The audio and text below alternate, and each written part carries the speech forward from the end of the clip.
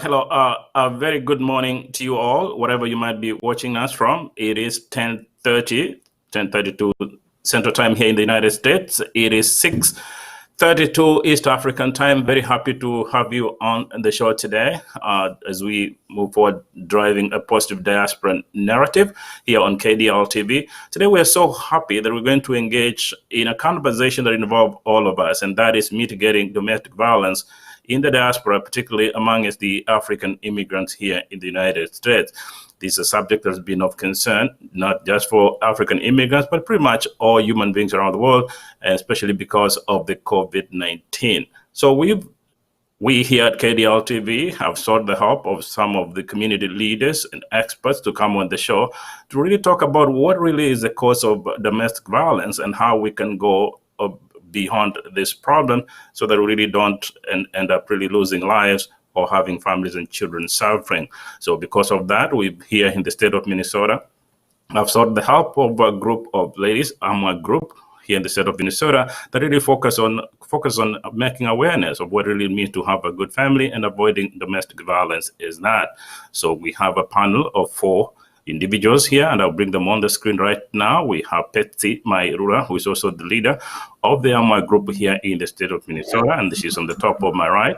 And also we have Elizabeth Marigi. She's a member of AMA group and an advocate of our community. Also we have Charles Maisiba, a community leader, young person, also a family member, and also joined from the East Coast, Dr. Charles Choti, who is also an expert in African American studies. So just to start off the conversation, I'm going to start off with the leader of the organization, Betsy Meirua, who is joining us now live here from Minneapolis.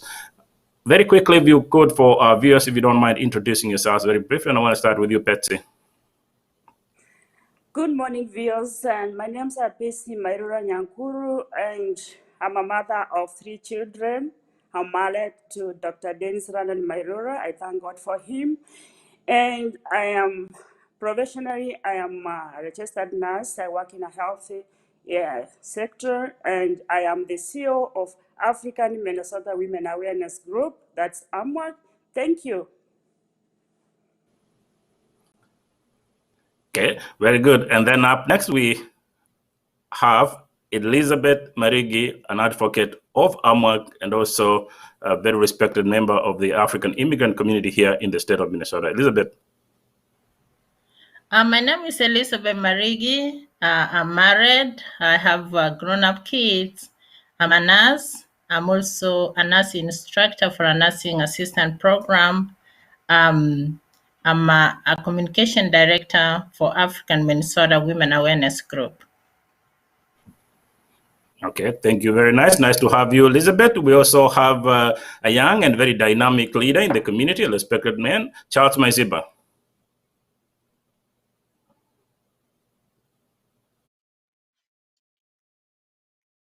Yeah, my name is Charles Maisiba.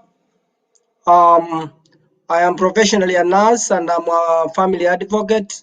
I advocate for families to stay together and resolve their issues amicably for the future of our children and the future of our community. Okay, thank you very much. And joining us from the East Coast, Dr. Charles Choti. He's an educator, a politician, but more importantly, relevant to this conversation, is a very respected member of the immigrant community. Dr. Choti. Yeah, my name is Dr. Charles Choti, and I'm presently a resident of Maryland State in the East Coast, and live next to Washington, D.C. I'm a professor by profession. I teach history and African studies, African American studies. And also recently, myself and my wife, Truvena Choti, we founded a non-profit organization known as Avri Thrive, whose primary objective is to build vibrant and thriving families, immigrant families, African immigrant families in the diaspora. I'm also married, as I've said, and I have 3 children.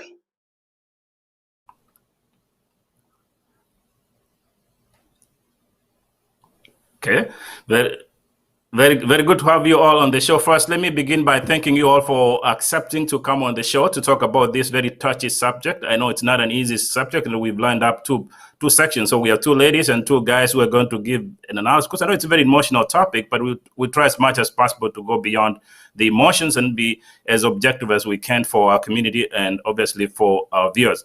But let's, before we get into the niche details of domestic violence and how we go or beyond that problem, let's focus for a few minutes on AMWA Group. It's a group of ladies here in the state of Minnesota that is doing incredible work in trying to educate the families on how they need to live harmoniously, as Charles Maisiba mentioned moments ago. And let me have, Betsy, if you don't mind, what are the key objectives of AMWA? Thank you very much, Terry. The key AMWAG means African Minnesota Women Awareness Group. That's what AMWAG means, and we have been in the community for 7 years. This group, we have set our key objectives and advocate for it, and do connections for our objectives, and we do cooperation so that we can be able to achieve these objectives. Our main objectives in the community and beyond the city, the Twin Cities, what we normally do is to create awareness on domestic violence. This is very crucial because we create awareness. That means we tell our people that there is domestic violence going on or something like that. So when you say something like that, please report that to us. That is what we do, domestic violence awareness. And we have done this by creating, we do in educating our people, education. We have programs that are set so that we can be able to work with those who are impacted by domestic violence. The main key objective is to create awareness on domestic violence.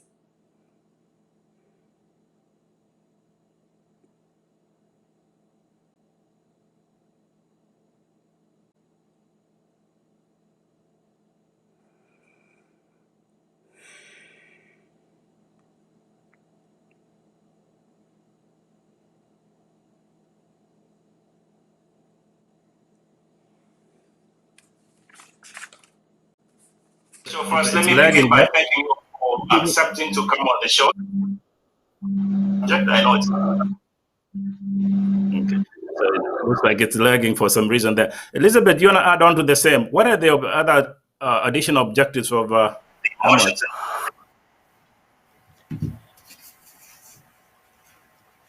So the other objective, like our president has said, we provide resources.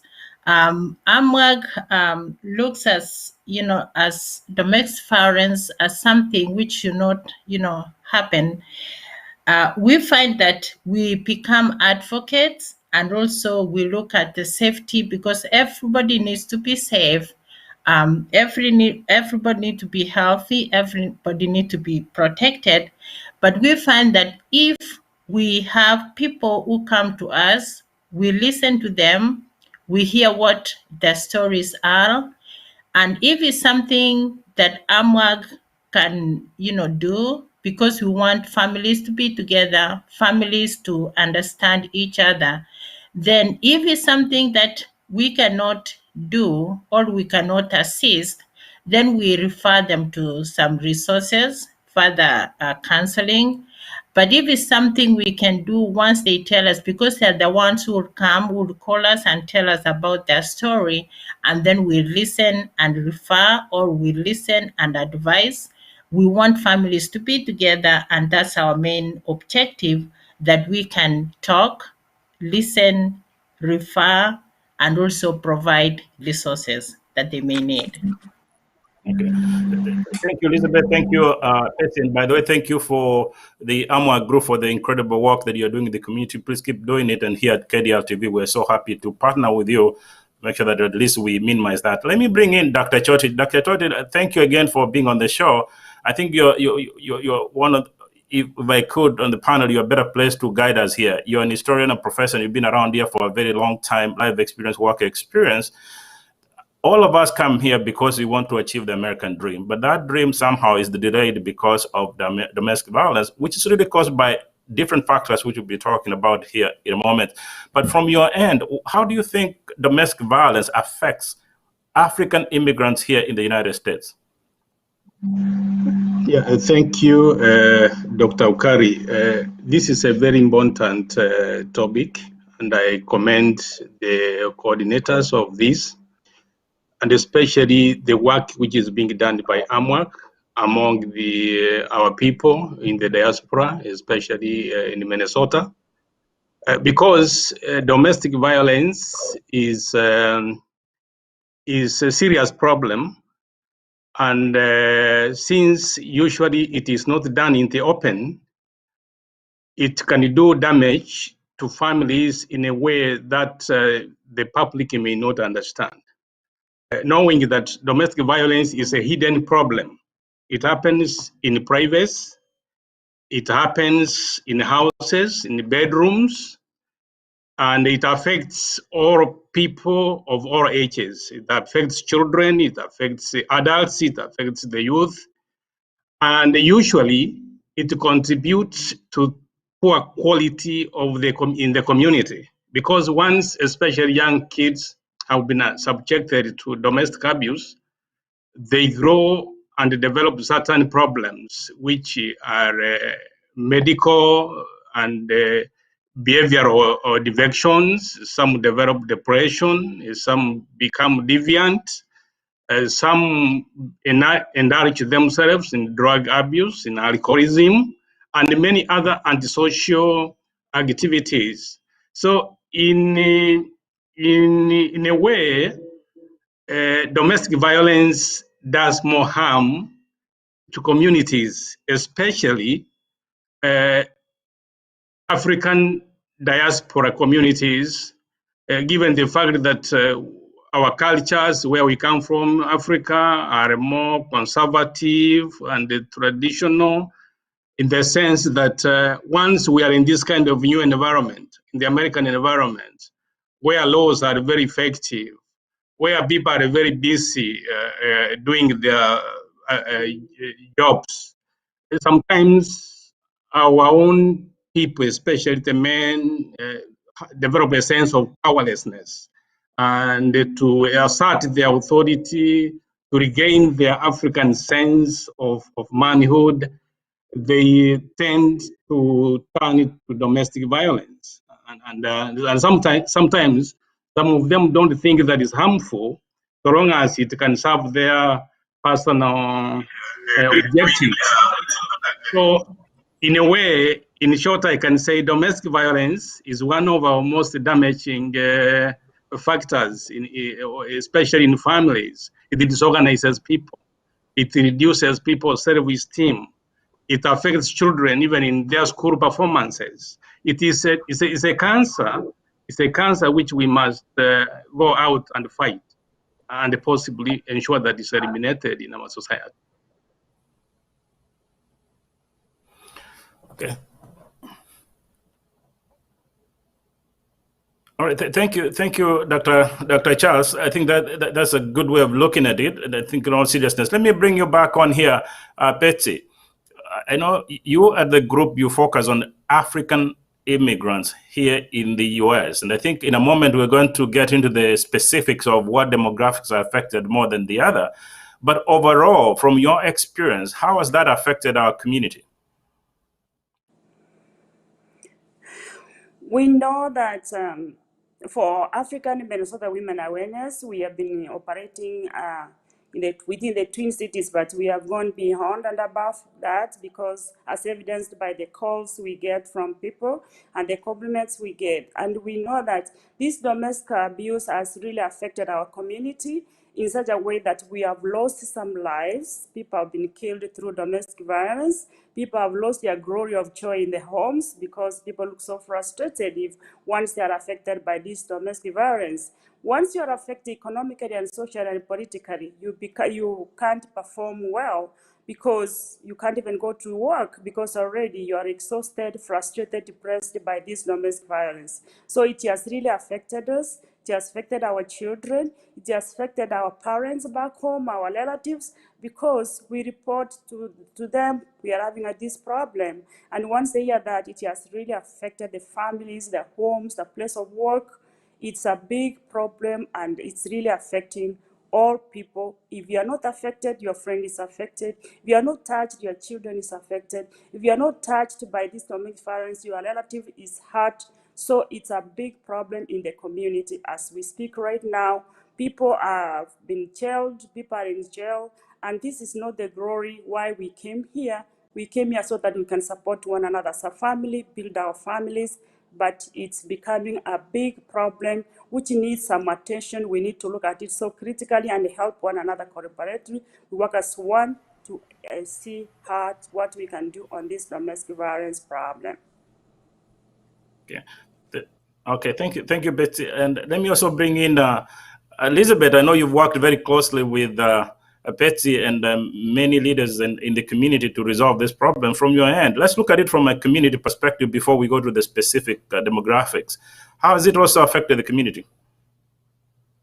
The community, like many times when an individual or a family is affected, the community ends up also being affected. Like if somebody goes to church and then they have domestic violence, the church they go to, members come also to feel sad about, what's happening. So the community is affected. Once an individual is affected, a family is affected, it goes to the community, because we are like African community, or we are like wherever we come from, we have this association that we belong, and also we support each other. So you find that we've been going outside here in the community, we found like once somebody is affected, they will talk among, to other people. Sometimes they keep it private for a long time, but once they come to talk about it, and then maybe it's too late, and maybe it ends up to death, then a family, one family member is affected, the community is affected, especially when it resort to death. And also the community will have to come across and see what they can do. So as AMWAG outside in the community, we have seen this, and we are advocating that people must talk. When there's a problem, people must talk about it, so that even the community can see how they can help, the member or the family who is affected.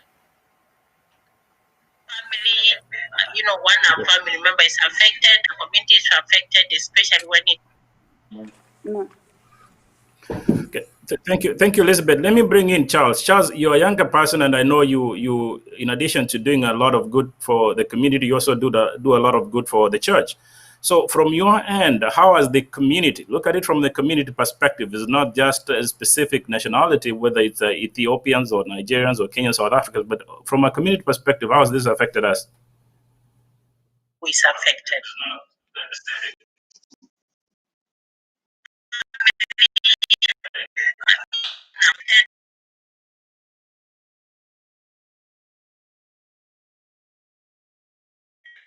And I know you in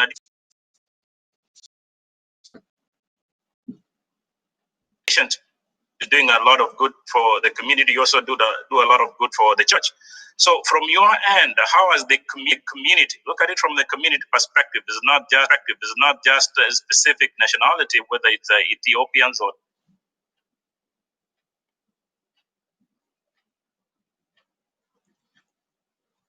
Nigerians or Kenyans, South Africans, but from a community perspective, how has this affected us? Well, I can go and quickly tell you something here. Whatever here has been sanctioned by my beautiful wife for my silver, and I want to say.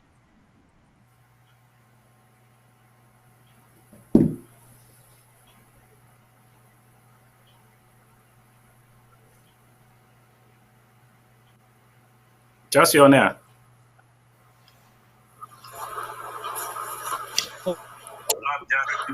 just a specific nationality, whether it's Ethiopian or. Well, whatever I'm coming up with has been sanctioned by my beautiful wife, because we team up together. And like I said before, this is a no issue. I want to say that the original family that God created on this earth of Jesus, Mary, and Joseph, came together, and we have what we are today because of Jesus, Mary, and Joseph. And I want to say this, that marriage is divine, marriage is holy, marriage is pure. It's out of marriage that we have children. It's out of marriage that things come up. It's out of marriage that we are what we are today. So what I can say, it's in marriage that you get a certificate before you even get to the examination itself. So in this case, we have to accept ourselves, listen to each other, listen to everybody, listen to sort out issues amicably, read the signs before things get worse. If you I mean on an intersection, if it's a red light, you have to stop just there. If you stop there, I mean, things will be okay. If it's in, you go. So read ahead of time. So if you read the signs of ahead of time, we shall be okay.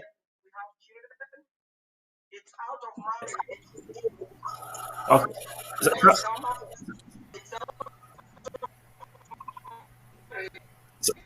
Sounds good. Okay, sounds good. Then it seems like we're having echo, so just try to work out from the technical side, make sure that the audio is okay. Kind of there's lagging. It's a marriage that you get a certificate before you even get the examination itself. This case, I think, Charles, also make sure that there's only one device that is on. So don't have one computer and another phone on the other hand. Just stick with one device. So let's go to let's look at it from to specific demographics. And let's start with you, Betsy. I think, but no, Liz, let's start with Liz, really. Now, domestic violence does not necessarily affect one group. I think there is an assumption that it really affects women or affects men or children. But as Dr. Choti is saying, it really does affect the community. Let's go step by step so that our viewers and the community can understand this. It does affect women. It does affect children. It does affect men. It does overall affect the community. That's key, and that's exactly what you do in AMWA. So let's begin with you, Elizabeth. Tell us how has it affected the female or women population? Domestic violence has affected, like we said, it affects everybody, men, women, and children. But when it comes specifically to women are pillars of homes. They build her home. Once a woman is affected, they can be affected mentally, psychologically, and when a woman is affected, her activities or responsibilities will not be effective like they could perform. You find that sometimes, like statistics say, 1 to 3 women who are affected, sometimes they're affected by somebody they know or somebody they relate to. So then the relationship, once it comes poor, you find both physically, psychologically, like I said, and also even sexual health will be affected. And you find instead of this woman now taking care of the family, once is distressed, they feel sad, they feel depressed. Sometimes they even end up with suicidal thoughts, and we may end up losing a woman who is a mother, who is, a wife of, somebody, and because of that domestic violence. And also we find that emotionally, once a woman is affected, she will not be able to perform her responsibility, like I said. And also you find now if she's affected, the way she'll take care of the kids, the husband or the boyfriend or whoever will all be in a negative way. So it can also affect even the family, the children, and the whoever they relate with. And also they're physically, sometimes they're injured. So you find that somebody's beauty is destroyed. Instead of maybe a man protecting you, then they're also damaging even your body. So it has affected women and in a negative way. It sounds good. Elizabeth, I want to stick with you for a moment, just for a moment. So, and let's be honest about this. This is a very touchy subject, and I understand this. We'll try to control the emotions, but to be fair to the community, and I want to go through all. That's why we have 2 men and 2 women. So, to a large extent, women most of the time are the victims. But there are those ones also who argue, and I've seen this within many communities, whether it's Nigerians, Cameroonians, Ugandans, South Africans, who say, yes, women express themselves better, but men don't express themselves because most of the time they're victims. Is it true from your experience at AMWAG that actually there are women who are also violent? Women, why they, women express is because, like, even when we talk about, women will talk about their problem, but men will keep their problem. If a woman is affected, she'll tell a friend, and a friend will, they'll talk about it. And also, once they talk about it, they may even seek help. But some men, they become like, they don't want to talk about their problem. So women talk about their problem more. And also, as they talk about their problem more, like as AMWAG, we find women calling us more to tell us about what is happening than men. So we found that women will talk about it, and they will share, and they will seek help more than men. The good news is that we have two men on the show, and I want to leave them for a minute, focus on the ladies, and then I'll bring in the men as they listen attentively. And luckily, we have Dr. Chot, who is very knowledgeable in this matter, so we are in safe hands. Okay, Betsy, let's get to you. For me, my bias, regardless of what the parents think, they're children. The most important party here are the children. How are the children affected whenever you have domestic violence? Thank you very much. When all families have domestic violence, this one not only affects the parents, but it mostly affects the children. You know why it affects the children? Because the children don't talk, but it affects them psychologically, they are affected. Physically, they are affected both in their development too, and mentally, they are affected. The children take this when the parents are quarreling or fighting, they don't know what to do. That's why most of the calls we get now, the children have started to call the police themselves. Why? Because they are seeing that their parents are fighting, the father is fighting, the mother is fighting. Yes, as you said, men are also tortured very, very badly in the community, and men don't call. So the children have taken the responsibility of calling, the parents are fighting. And as they call, this affects the children so much. And then we find some children, it might affect them positively in that they will resort into working so hard in their classes. They might resort to be Christians so that they don't want to be like the parents, what they have seen. Some of them, they might be affected negatively, whereby you find they may resort and act differently. They may become aggressive at home, at school, online. The children can really, really react towards this violence. And also they may resort to taking drugs because we don't know where they are. They may say, if the parents are quarreling all the time, what the impact it has to me, they may resort maybe taking drugs, going to alcoholism, and at the end of the day, these children might also, when they grow up, as they are affected physically in their development, they may resort into being abusive because they grew with this. So before this happens, let's consider the children. They are most affected in the community. Our children are so bright, they can develop, if only we give them an industrial environment whereby they can grow and develop themselves. So domestic violence affects the children most. And then as AMWAG, what we have seen from the research is happening that we have set a research agenda takes a broad public health approach to violence and victimization, in that we're going to do the research and see how can we help these children who are being abused.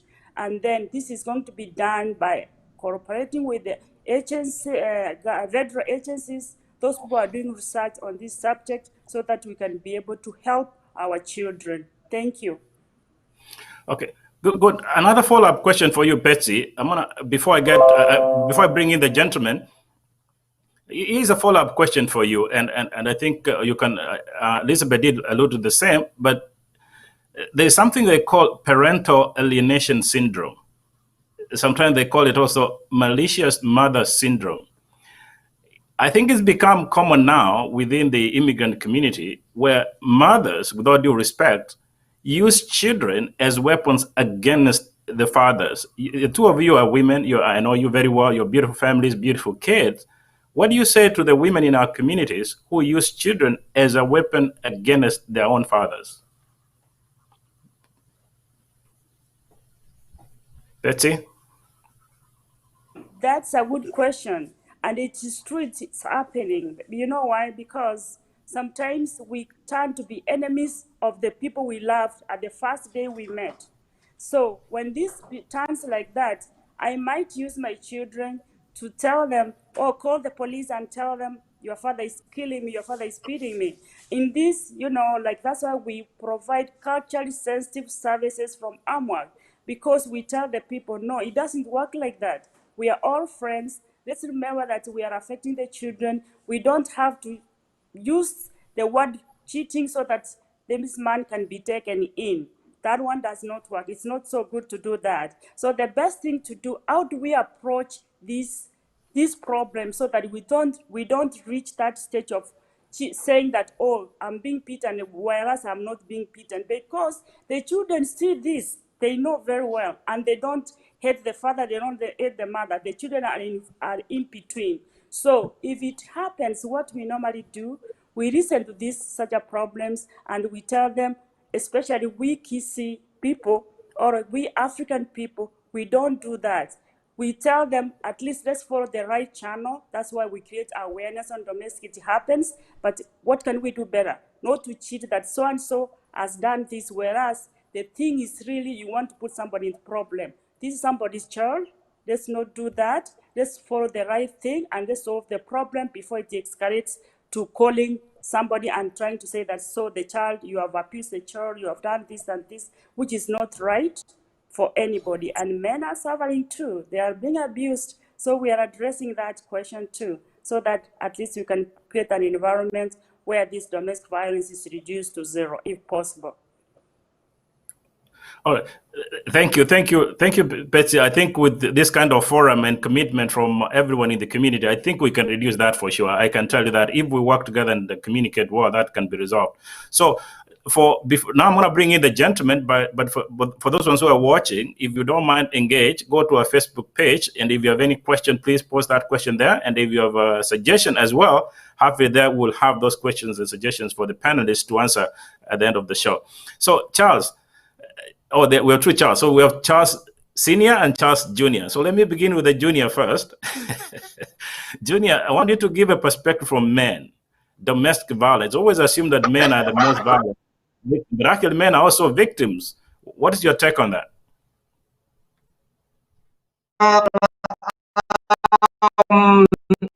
I can say this ladies than men, and in this case, if I call police today and tell that my wife has just messed up me or has injured me, they'll tell me you get better, this will be fine. And I learned that when I was in my nursing school. So I asked one of my instructors, why is it that if I call police and tell them that my wife has probably injured me or done something to me, they'll just come and tell me, you'll get better, okay, this will be fine. So as men, we have to learn that this can happen and this is the way we should handle issues. Sort your problems early. Men get into these problems. But like Elizabeth said, I most sincerely respect Elizabeth. Elizabeth said very clearly that men always suffer. But then the point is, how can we solve this problem before things get bad? Men, we should talk to each other. Share with your friends, share with your family members, share with those people who are close with you. Try to solve your problems before things get worse. Like I've just said, if you call police in that situation, the life court, you will go in. You have to know that. And in this country does not have, if police one tells you that you have to leave your home, you will leave the home. But they will not tell the woman that, oh, madam, leave the home and leave the man with children. So we have to realize that this country has rules that work in a way that has to support the family and especially women and children. We have to be sincere on that case. And in this case, if we know that, let's read the signs in time, solve the problems in time, and then get better. But the point is, men, please share. share, come out before things get worse. Otherwise, if we do that, we'll be fine, and we have a very good community in future. Okay, thank you, Junior. You always do a good job. We're also very proud of you, the incredible work you do in the community. So let me bring in Dr. Choti. Dr. Choti, in the last 2 months or so, I've taken also time to do some good studies about domestic violence and what factors are. I think what I'm realizing is that actually the two parties, the Mr. and Mrs., usually they don't have a problem. They're not as enemies as we want to think. External factors cause them to have problems. Amongst them, for example, you can dig back and ask, was the marriage even necessary? Maybe it was marriage for convenience, right? And we have to be honest about this. Sometimes maybe you go back to Africa and bring a wife or a husband and things don't work. That happens. Maybe what has happened increasingly, and I watched the show, I think Rhoda Morongo was talking about, Dr. Pam Mogaka was talking about this. I saw this on the Nigerian websites as well. They're talking about the relatives that we bring in our households. Those are the same ones who contribute to the breakage of families and much more stress. But overall, Dr. Choti, we have a responsibility as a community to resolve these issues, regardless of what the causes are. What's your take on the same? Thank you, Dr. Ukari, for that's a very good question, and we have to accept the reality that as immigrants in this country, in the US, we face many challenges, especially the process of acculturation. Because in America, we find a new environment, an environment which sometimes to African men, it looks like it disempowers them in a way, if you look at it just on the face value. But what I think the most important thing to do quickly is if the two people, the two partners, they should develop mechanisms of communication, mutual communications, and appreciating the new environment and the new lifestyle. For instance, I've witnessed cases where you find, let's say, the husband may say, "Oh, let's go for professional training." Maybe the wife goes for nursing school. Then the husband commits most of his time in work, at work. He works, he supports the wife amicably, and then she graduates, she gets a good income, and in most cases, even higher than what the husband earns. And there becomes a problem for conflict. Instead of this one who has benefited, the wife has gone through school, coming back to the house, they look at a way of how the husband can also go to school and appreciate the fact that though his income is not as much as the wife's income, the circumstances are understandable. Let us do this and do this so that each one of us also moves up. But you find now things is that communicationally, things don't work very well, tensions come in. So the most important thing is adjustment. We take long to adjust to the new realities, especially in terms of mutual communication. We need to be communicative in a way. And also, there are so many types of abuses. We have physical abuse, we have sexual abuse, we have social abuse, we have emotional abuse, we have financial. And the problem I see usually, which is really affecting our people, is the case of the social abuse. Sometimes you find if you don't trust each other, when the husband comes, goes to take a shower, the wife quickly is checking to find out what is in the phone of the husband, who he has been talking to, what is in the pockets of his jackets. All of these issues, just petty suspicions. And in my view, I think we should be more realistic and more mature and more appreciative of each other, and say that we have that harmony in the family, because usually the children look at us, they look upon us, they more take in what we do to each other, how we treat each other, how we talk to each other, how we do stuff. That one impacts them more than even what you tell them. Because kids learn through what they see, not what they hear. So therefore, I think that as a community, we need to be more deliberate. We must be conscious that these issues are there, that we have challenges, social challenges, financial issues, and these imbalances where you find one of you may be higher than the other. It doesn't matter. It doesn't matter.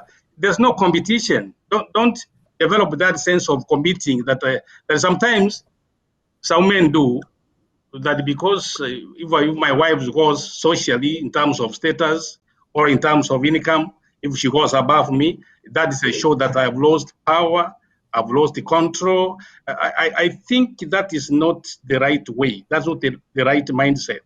We should be able enough to see that whatever belongs to me is a family issue, it's a family value, advantage. Instead of saying, oh, it's me, it's this and that. I think if we can quickly adopt this kind of understanding and be open to each other, be transparent the way we do our stuff, we will be better in building a stable and vibrant community. Because communities begin from families. If our families are disjointed, if our families are unstable, our community, our diaspora community in this part of the world also collapses. Therefore, my point here is that as African immigrants, we must be smart. We must learn skills of navigating the situation in this country. There are so many forces here. There are so many forces, but the best approach is to build your home front. How do you approach the external forces? Because if you are not careful, they can destroy you. Because I've seen somebody, a wife graduates, after 1 week, she moves out. I mean, she wants the man out. Like, oh, you can't bring this home. All of these are things we can amicably sort out if we become more humble, we become more understanding, and we appreciate where we are coming from and where we are here. That's my perspective. Oh, Dr. Choti, I'm going to stay with you for a minute. Let me stay with you for a few minutes. Sorry for penalty. I left you for a while for a reason, and I want to stick with you for, I think, Ben, for some reason, the system is lagging here. If you could work on that, please.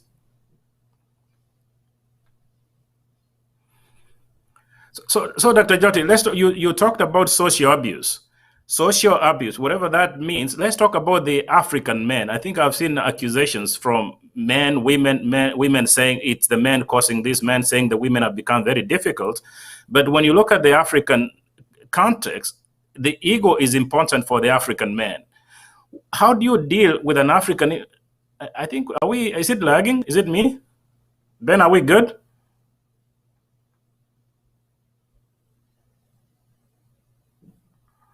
Okay, so Dr. Choti, do you want to respond to that about the ego, particularly for the African man? If an African man feels like his ego is being put to question, that could include the wife doing better socially and economically, going to school and being better.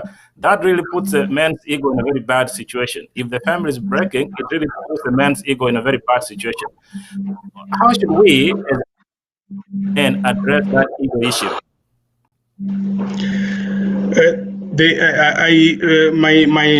My thinking is that as a family, you have to plan.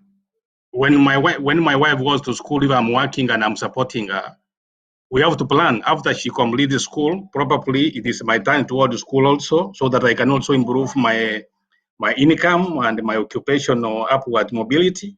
I mean, that is what I'm talking about. The two people must agree how to move forward. Because in this country, both of you cannot be students. But if you are able to do that, that's fine. But again, as I have said, don't have that competitive mindset that who should be better than the other, who should be here, who should be there. Because if you work mutually together, because you have family goals to achieve, you have children to look after, anything that a husband brings, anything that a wife brings, those are family. It's family income. So these are things you can work out at the personal level in terms of your own understanding. Because if you compete, If you are competing, you may not succeed. And if you allow maybe external people, the in-laws, the brothers, the sisters, if they come in, or some people even discourage others from going to school completely, simply because you have a feeling that if she goes, after that she will bring problems. I don't think that is a genuine family. People should have space to develop their potential to the maximum.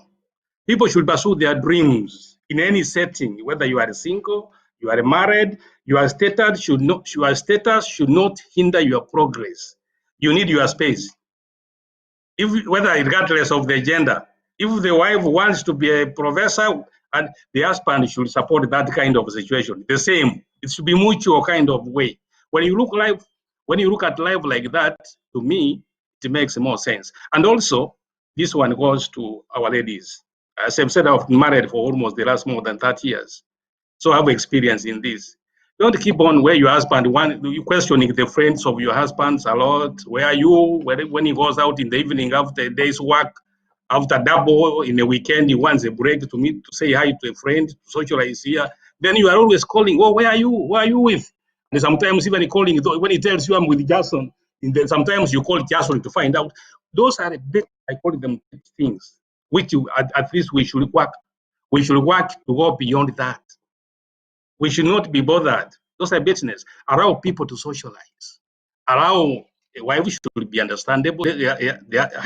The husband can have his friends, wife can have her friends, but when we keep on following each other, we are going backwards. We are bringing ourselves down, and we are teaching our children bad manners. Because I've seen others, who even women, mothers, who even incorporated their children in monitoring the movements of their father, which I find very disturbing. That is not how you build a stable family.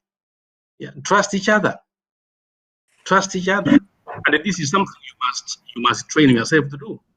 But again, you have to talk. You have to talk about these issues.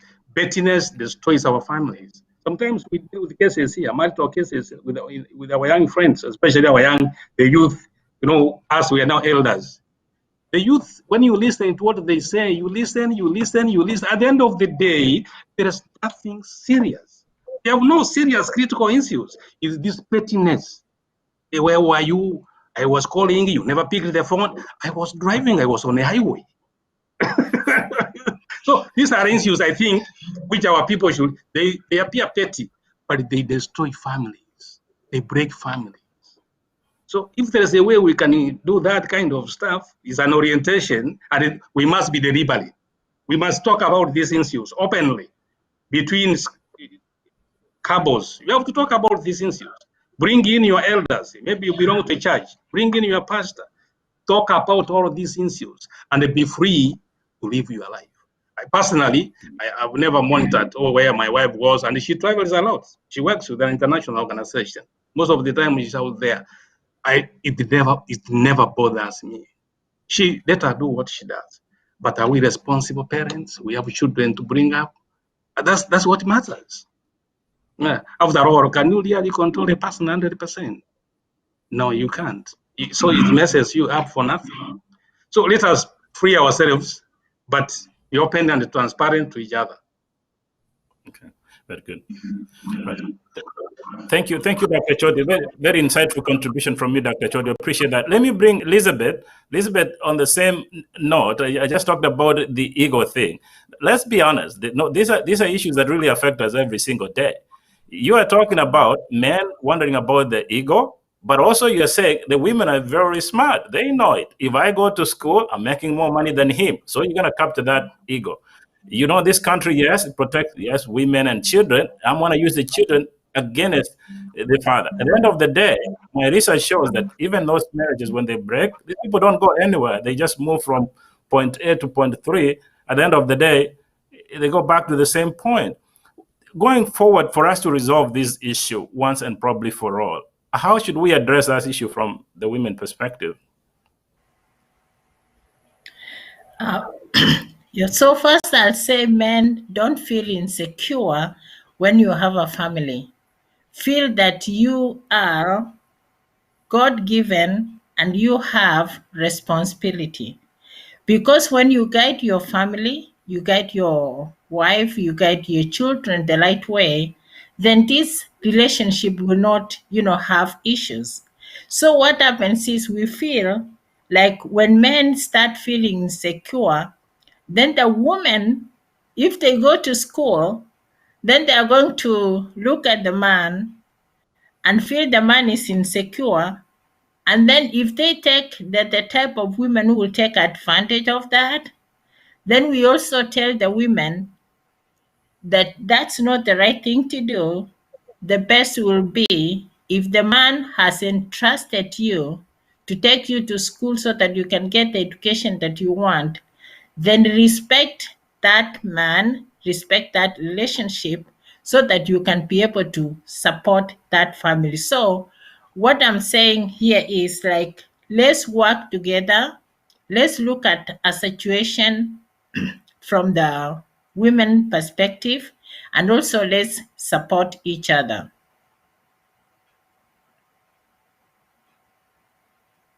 Move towards the end. Betsy, I know you are an advocate of children, and I think that's the part we are doing here. At the end of the day, regardless of where you go, I was talking to a friend last night, and she was telling me of a situation where a woman has been married to 4 men in the last 4 years and is moving the children from point A to point B, which is really not very good for the children. Going forward, the children are our future, that's for sure. How should we, and I say we as a community, address the issue of children? Because I think where most Africans came from, a place where we knew it takes a village to raise a child. How do we bring that mentality here so that we together raise children who are going to take care of us and really move our legacy forward? Betsy. Thank you. I think the point here, what we need to remember is one. These children, they don't favor me, they don't favor their father. The children, they love all of us as parents. So what we should know, let's not confuse children. Let's bring our children the right way by at least telling them that the father matters a lot, the mother matters a lot, because what we impact to them is what they will stick to.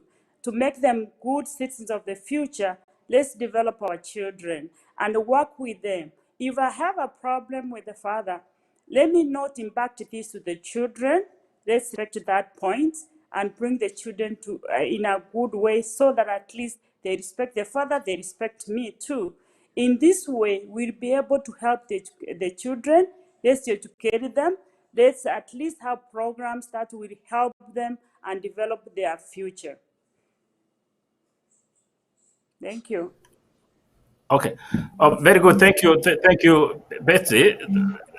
Good one. And again, it's always very nice. Just look at some of the observations that people are making here. And I want to bring you in. So Collins is saying that, I think I know you can read that, I can do that for you. Many men get scared to tell their kids about their family. Some Americans speak a woman treating a man. And some men also first to check and steal their wife. So to like literally translated to Dr. Choti, if you could, this is very serious. Most men would never say their problems, right? And one thing I've realized in life, sometimes family members can complete cancer, and close friends can get complete cancer issue. How do we address that issue? This is a good question by Collins, but I think, as I have said earlier, never keep quiet of a problem. It is not actually you are making it worse. If you have a problem, you are being beaten in the house at night, you are better off when you share with other people. It can be a family person, even your parent, your father, if you are able to have that person available, maybe a pastor, somebody you trust. That way, I think it will lead to a solution. Because when you keep quiet, then you say, like usually African men, we have that problem that unakufa kiume.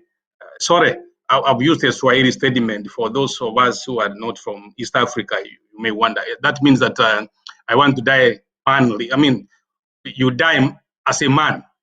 That's an expression.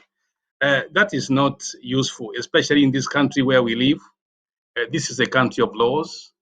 It's a country of order. And also because we want to build a healthy family and then a healthy community, I think it's important that you confront the situation the way it is. There are more dignified ways of handling situations, domestic situations. It's up to you, because you can't tell me that you don't trust the people, so long as you don't take it public. I mean, you find a way of telling people that there is a problem here, and the people you tell are likely to assist in sorting it out. Never keep quiet. You can even talk to a pastor. You're a pastor if you go to church, and I think it's important when we belong to such groups, especially the religious groups. Talk to your friends. There's a close friend. Not all of them are mean bad. I think that is the best way we can do. These issues are always there, but never keep quiet. That's what I say. Talk about it. Address it. That's have the courage to address it. You will overcome it, and also find out why she's beating you. I mean, why is she beating you? Because there must be issues. So that is what I say. When you communicate, issues are sorted out when they are communicated. That's what I mean. You see how that causes humor? The imagination that a woman is beating a man, it immediately causes humor. You can imagine men sitting talking about a man being beaten by the wife. It's very hilarious, but true. So there was a question there. I think, Ben, if you could bring that question. There are 6 questions, but I want to stick to one question, Charles, and I want to bring you on here. In a situation of domestic violence, whether it's caused by the men or women, can the justice system really resolve the domestic violence issue? That's key. Here's a question for you, and I think I've seen a couple of issues in the community. A man works very hard, and maybe there is a breakdown in marriage. The woman who used 911 as an excuse of destroying that man. Should the man stay in that marriage to be destroyed, or should he just walk out of that family, cool down, and find a way of resolving that problem? Or, as Omutisa Unguso is asking, can domestic violence be tamed through criminal justice? In your view, Charles, what do you think? I don't know.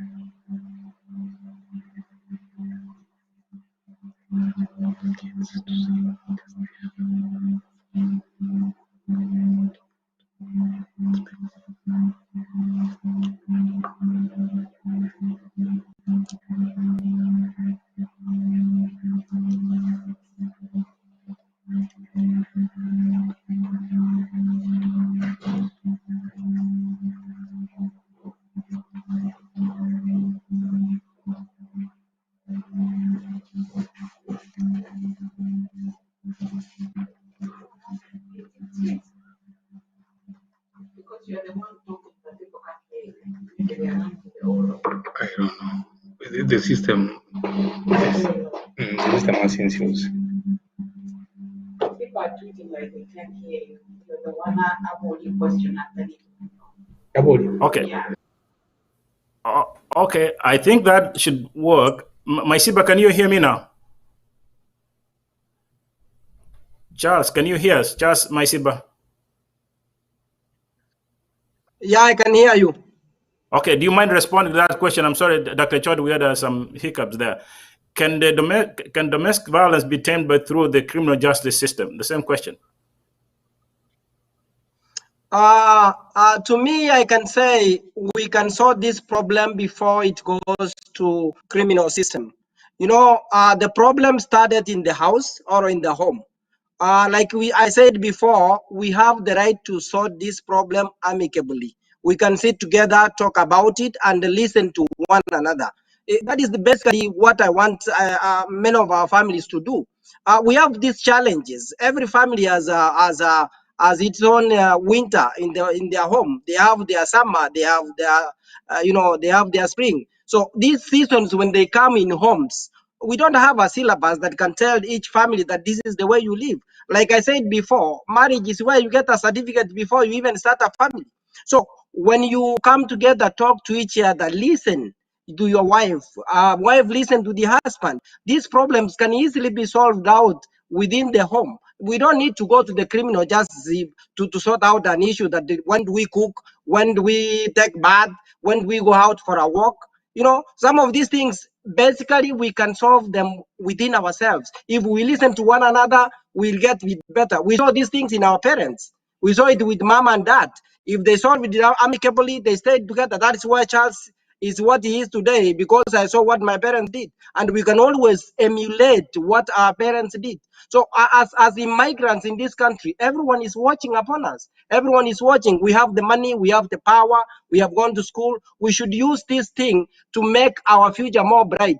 In future, when I'm getting old, I need people to take care of me. If we don't bring children carefully to know how to have values in the future, you cannot have a doctor who's very well educated but who do not have values to human. So what I mean is that if we solve this problem in the house, children will go okay.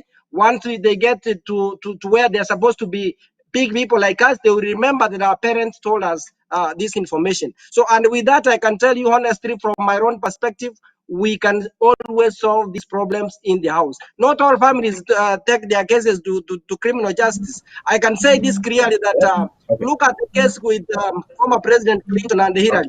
They sorted out in the house, and that ended the issue. Thank you. Okay. Okay, thank you, Charles. I'm not sure what Elizabeth you're hearing us. Let me bring in Betsy. Betsy, the same question as we're about to finish the show. The same question. Now, here is the truth: people fall in love. People also fall out of love. That happens. It's a natural progression of life. That happens, especially in this country where blended families have become common. In the event that marriages or relationships are broken and people move on, which really should be part of our lives, how should people treat one another, especially with their children? Oh, what I'm seeing and through experience is this: like, if that happens, the best thing that we should do is how do we handle this?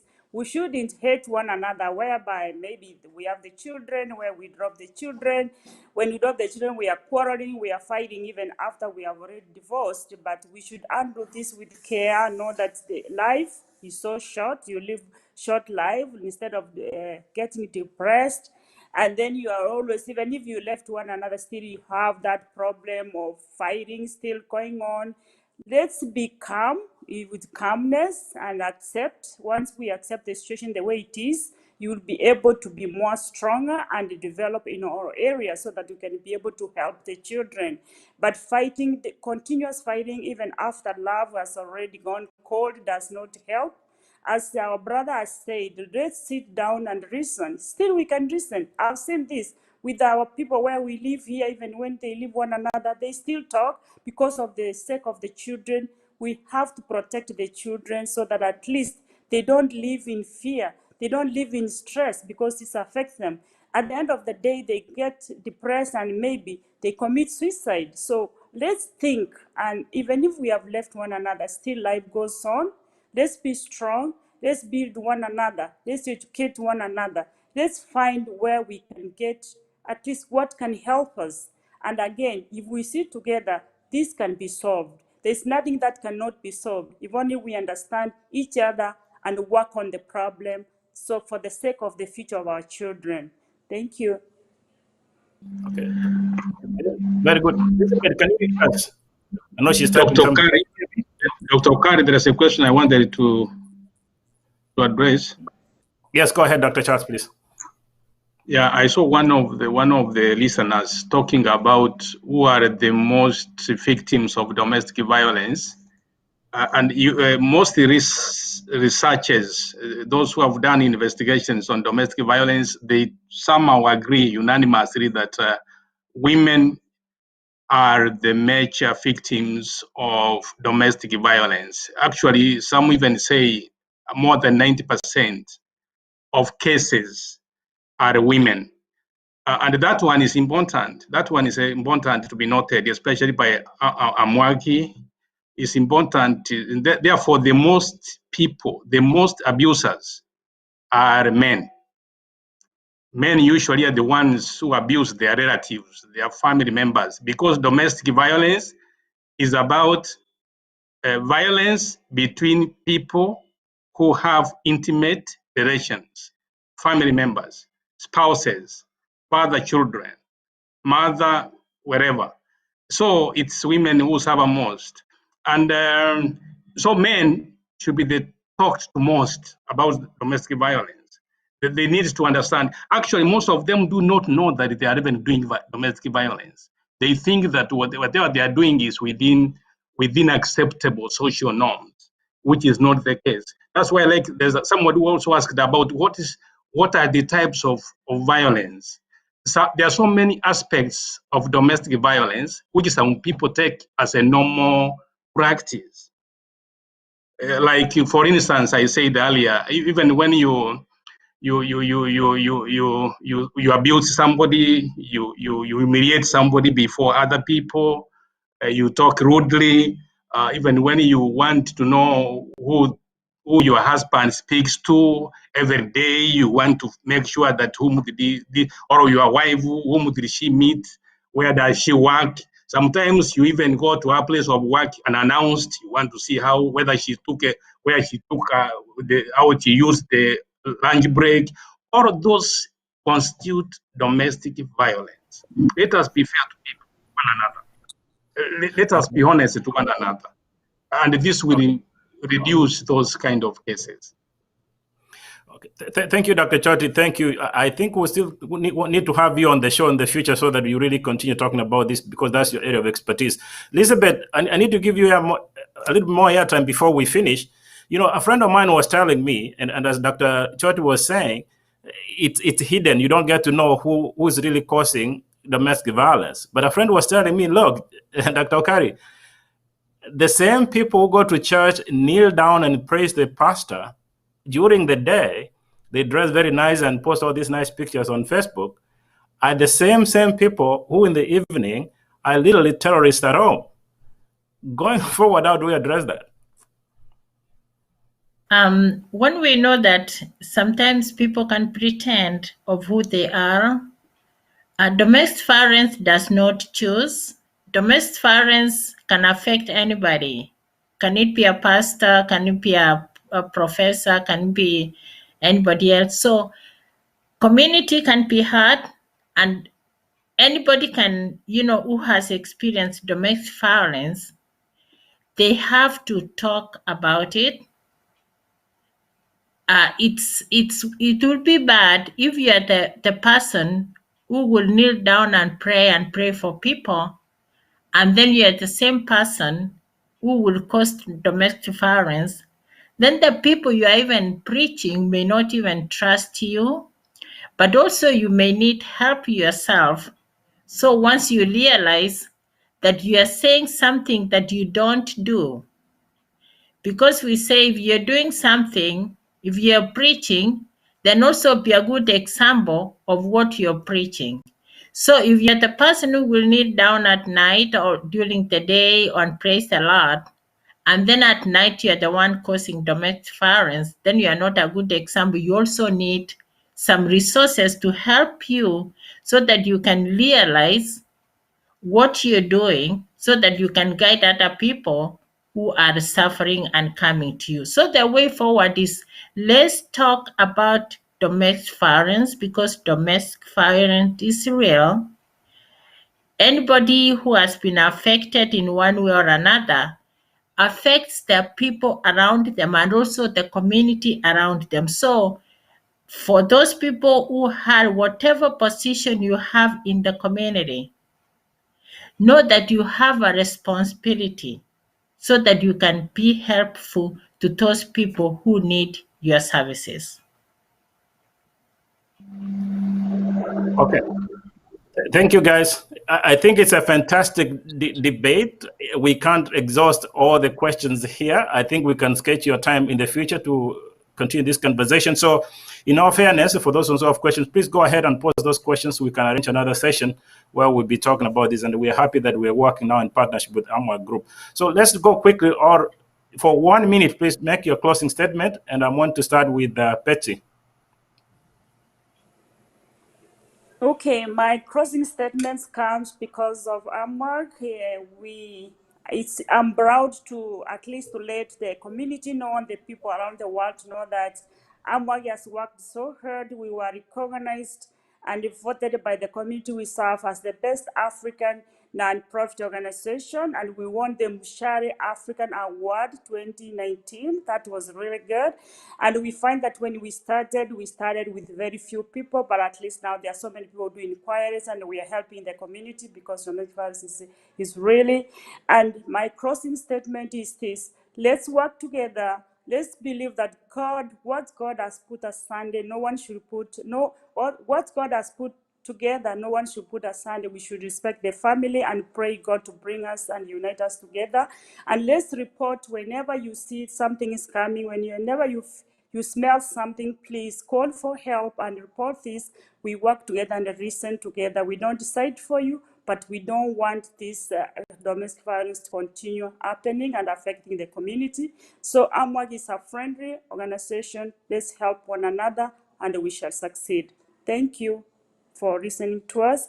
KDRTV, we are partners, and thank you for inviting to this show. Thank you very much. Bye.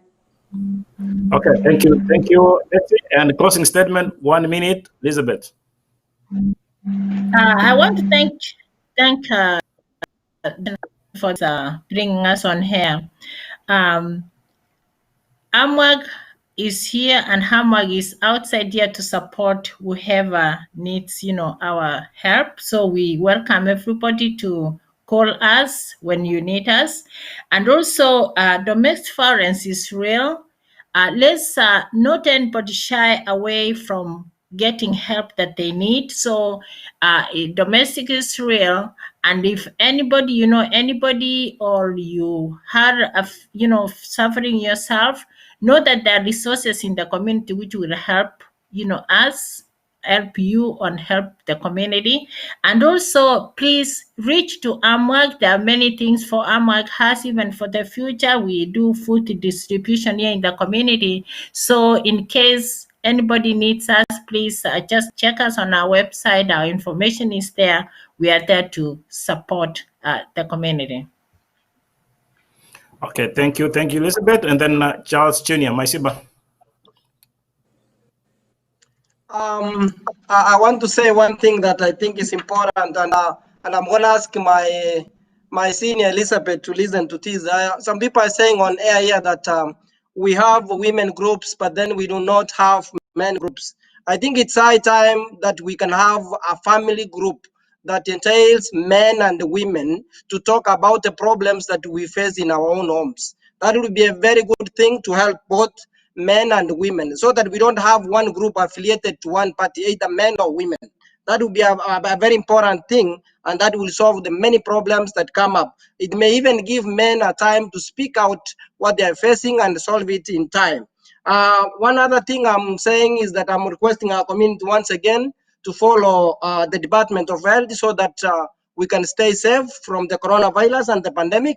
And for those who have lost their family members, we ask that they may rest in peace. Finally, I'll thank the KDRTV for giving us this chance. And finally, I'm wishing everybody who's watching to have a Merry Christmas and Happy New Year as we forward to have good children and happy families that we look forward to see. Thank you, Charles. Great points. And now let's finish up with Dr. Choti, please, and thank you for joining us from the East Coast. Closing statement. Thank you, Dr. Kari, for the opportunity, and I thank AMWAG for inviting me to this platform. And I'm very happy that we are able to share this kind of information and ideas.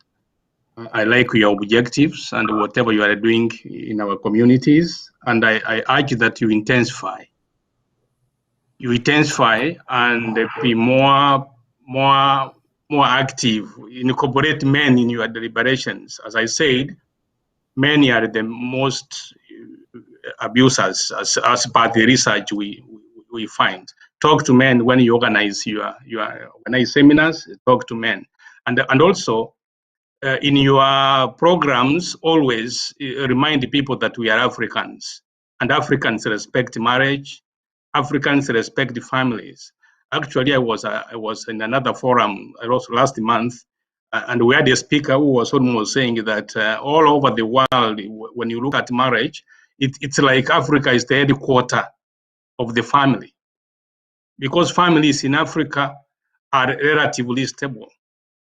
Issues like divorce, separations are very minimal, because Africans know how to navigate this in these institutions. So let our people not forget our identity. There are certain values, African values, which we need to embrace, and they will help us a lot. And finally, when young people face challenges, connect back to your people, your families back at home, especially you have your parents at home, your elder siblings. Don't fight on your own. Some of these things help each other. Share out. I have one young man who called his father. He has issues, and I'm aware of that. Then the father listened to his grievances. He talked what problem he has against his wife. Then at the end, the father told him, son, I have not had any serious problem there. If I tell you the problems I had with your mom, and if I'd acted the way you are acting, you won't be here today, my son. So marriage requires some tolerance, some patience, and kindness. And also, finally, I mentioned that we established almost the equivalent of AMWAC in the East Coast.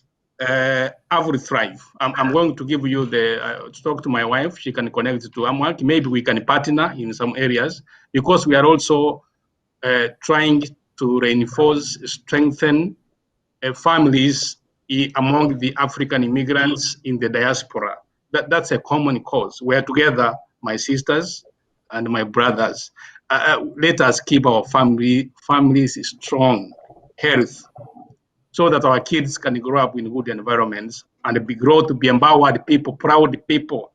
We want future Obamas, not the other way around. Especially, most plague kids in America usually go spend a lot of time in jail and many other issues. We want to change that kind of situation. Thank you so much, and thank TV for this program. And I'm always available whenever you need this kind of sharing. I'm available. Thank you so much. God bless. Okay, so thank you, Dr. Choti. Thank you, panelists, for coming on the show. We appreciate you talking to the community through KDRTV. I want to thank Betsy Meirua. You do incredible work in the community. Thank you. Keep doing what you're doing.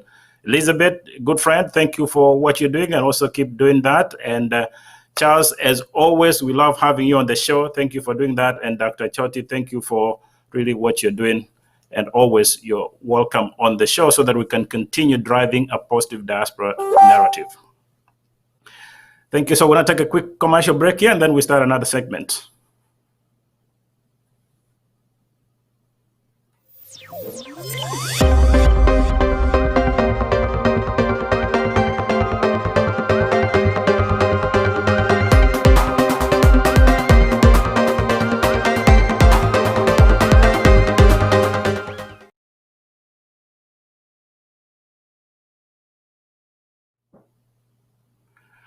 Yes, so a very warm welcome again to KDRTV. We're going to get into another conversation, but before then, we are so delighted on behalf of the One Voice Consortium led by a very able chairman and leader, Dr. Shiuri, that next week, same time, 11:20 Central Time here in the United States, and 7:20 p.m. East African time, we're going to have an engaging and which I hope is going to be a very fascinating conversation with Professor Patrick Otieno Lumumba, popularly known as PLO, is going to engage us on how we here in the diaspora should work in partnership with those ones in the African continent to develop both parts of the world, our home countries and here in the United States. So we hope you join us next week at 11:20 Central Time when we host Professor Patrick or PLO Lumumba. But for now, we move on into another interesting conversation that revolves around COVID-19. As you all know, that there are restrictions not here in the state of Minnesota, but all around the world because of COVID-19. So we've sought members of our community to contribute on really how we should handle this issue of COVID-19. I think some people really might not be taking as serious as that, but unfortunately, a lot of people have lost their lives and families have been affected, business have been affected. But for us to speak in a language that is really understandable to the immigrant community, we're happy to bring on the show this panel so that we can talk about the issue. Now, if we can bring them on screen, please.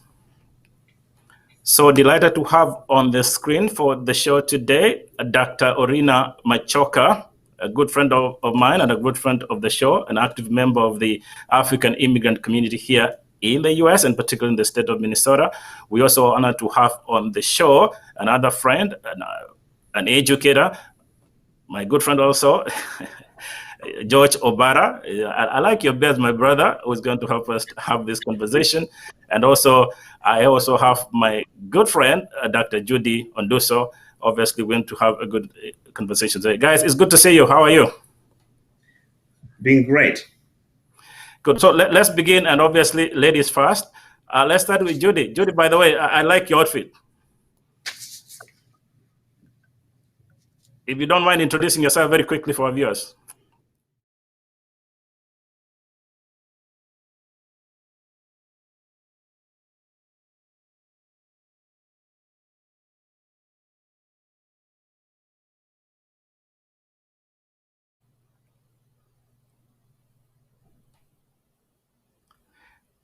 Okay, Ben, is Judy muted? If she's muted, then let's bring Orina in.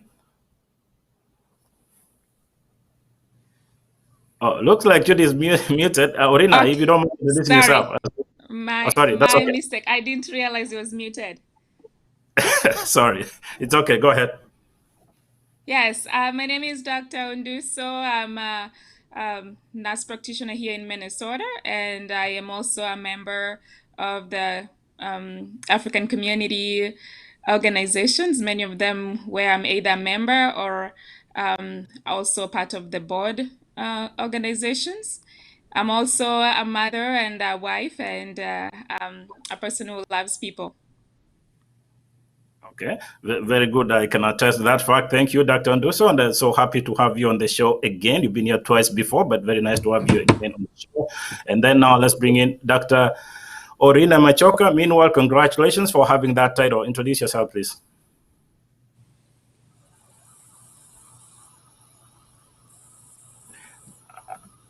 I think you're muted. Orina, you're muted. Okay. Thank you, Dr. Okari. Thank you, the co-hosts, for partnering with me today. I want to thank the KDRTV for hosting us. My name is Dr. Machoka. I'm a doctor in nursing practice with a focus in adult and gerontology. And I've also a specialty in chronic pain management, focusing primarily on interventional pain management. I also take part in different organizations here in the Twin Cities, majorly the immigrant organizations where I'm either a member or I sit in their boards. Privately, I do tutor nursing students, especially those that are struggling with doing their boards, and that's what I do for part-time. Thank you.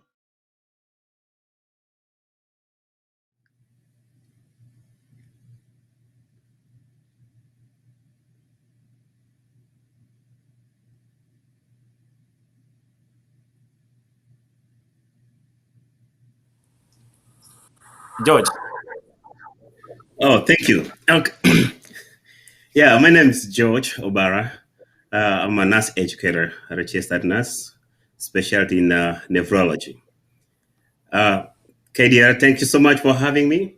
And I'm so proud to meet my fellow colleagues over here while we work and try to figure out how can we navigate the current going on pandemic. Thank you.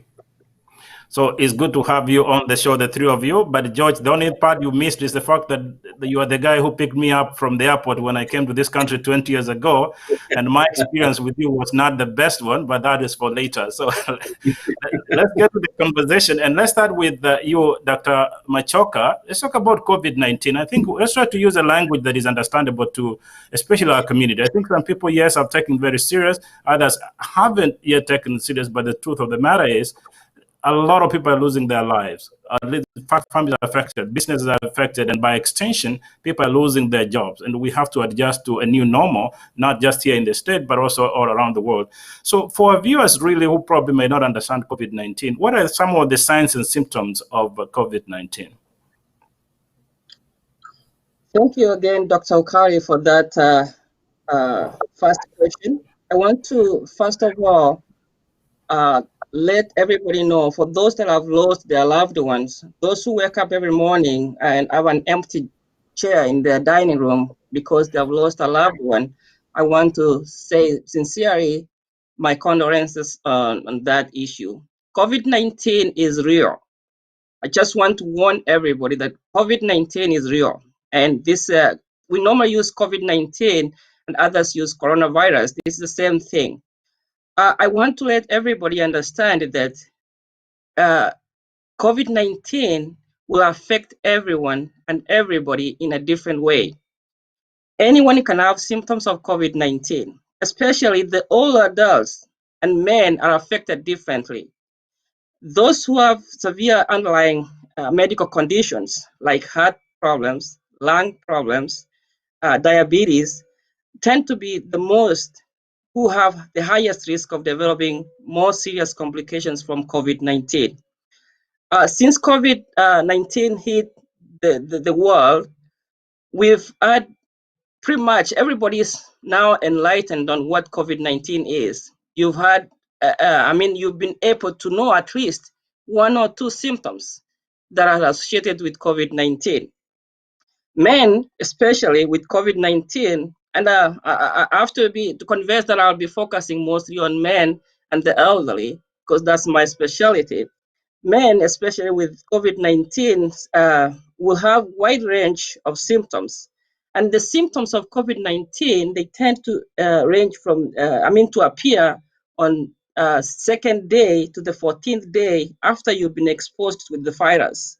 Some of the symptoms that you might have known or had, but again, remember, like I said in advance, that COVID hits everybody differently and symptoms appear differently. But the most common symptoms that you can even find at the CDC website include things like when you've been exposed and you have developed symptoms, some of the things that you might see are things like fever or chills.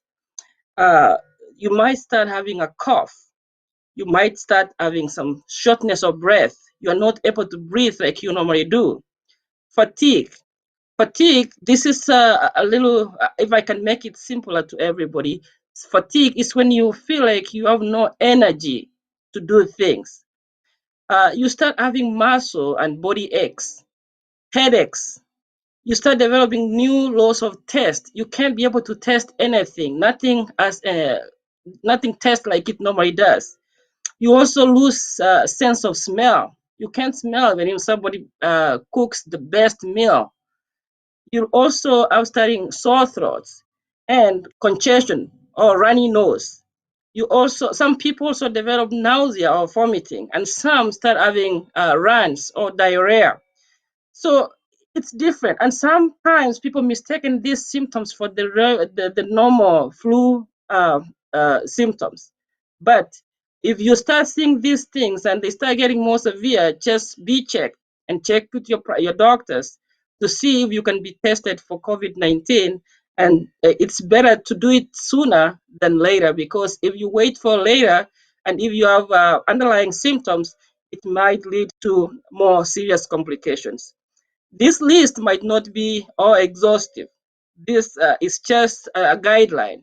Always check with the CDC guidelines and be educated and updated on everyday updates from CDC. And also don't forget your local health department. They also give directions on what to do and what to follow in case of the coronavirus symptoms. Thank you. Thank you. I'm going to bring in here Dr. Nduso. Again, the key point here is to communicate to our community as best as we can, or in a language that is understandable. Of course, the three of you, you're pretty young, very energetic, but luckily you work in the healthcare industry. There are those ones right now who are more elderly. I think in our household right now, we have our parents and our people who are over age of 50 and plus. And luckily, we're also having people watching us from around the world, those are watching from Africa. What are some of the signs and symptoms, particularly for the elders, Dr. Nduso? Thank you so much, Dr. Okari. And again, I'm always delighted to be on this show. And I thank you for bringing this possible for a lot of our people to be able to know so much of the things we actually don't know. And each day, I know with the COVID-19, or rather COVID as they call it as well, we are learning more and more, and because it's a virus, we cannot say that we know all about it at this point. So each day we are learning more new things. So I do agree with that, Dr. Orina, that actually watch the CDC website. They do update their information very reliably. As they get the information from the people doing the researches, they usually update that.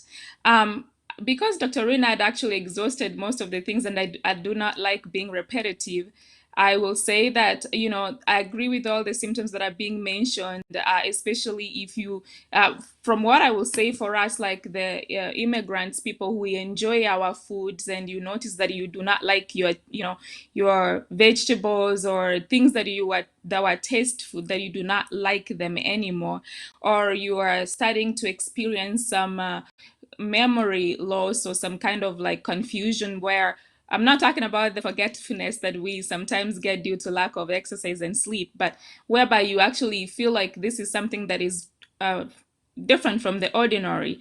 I think you also need to be checked for that.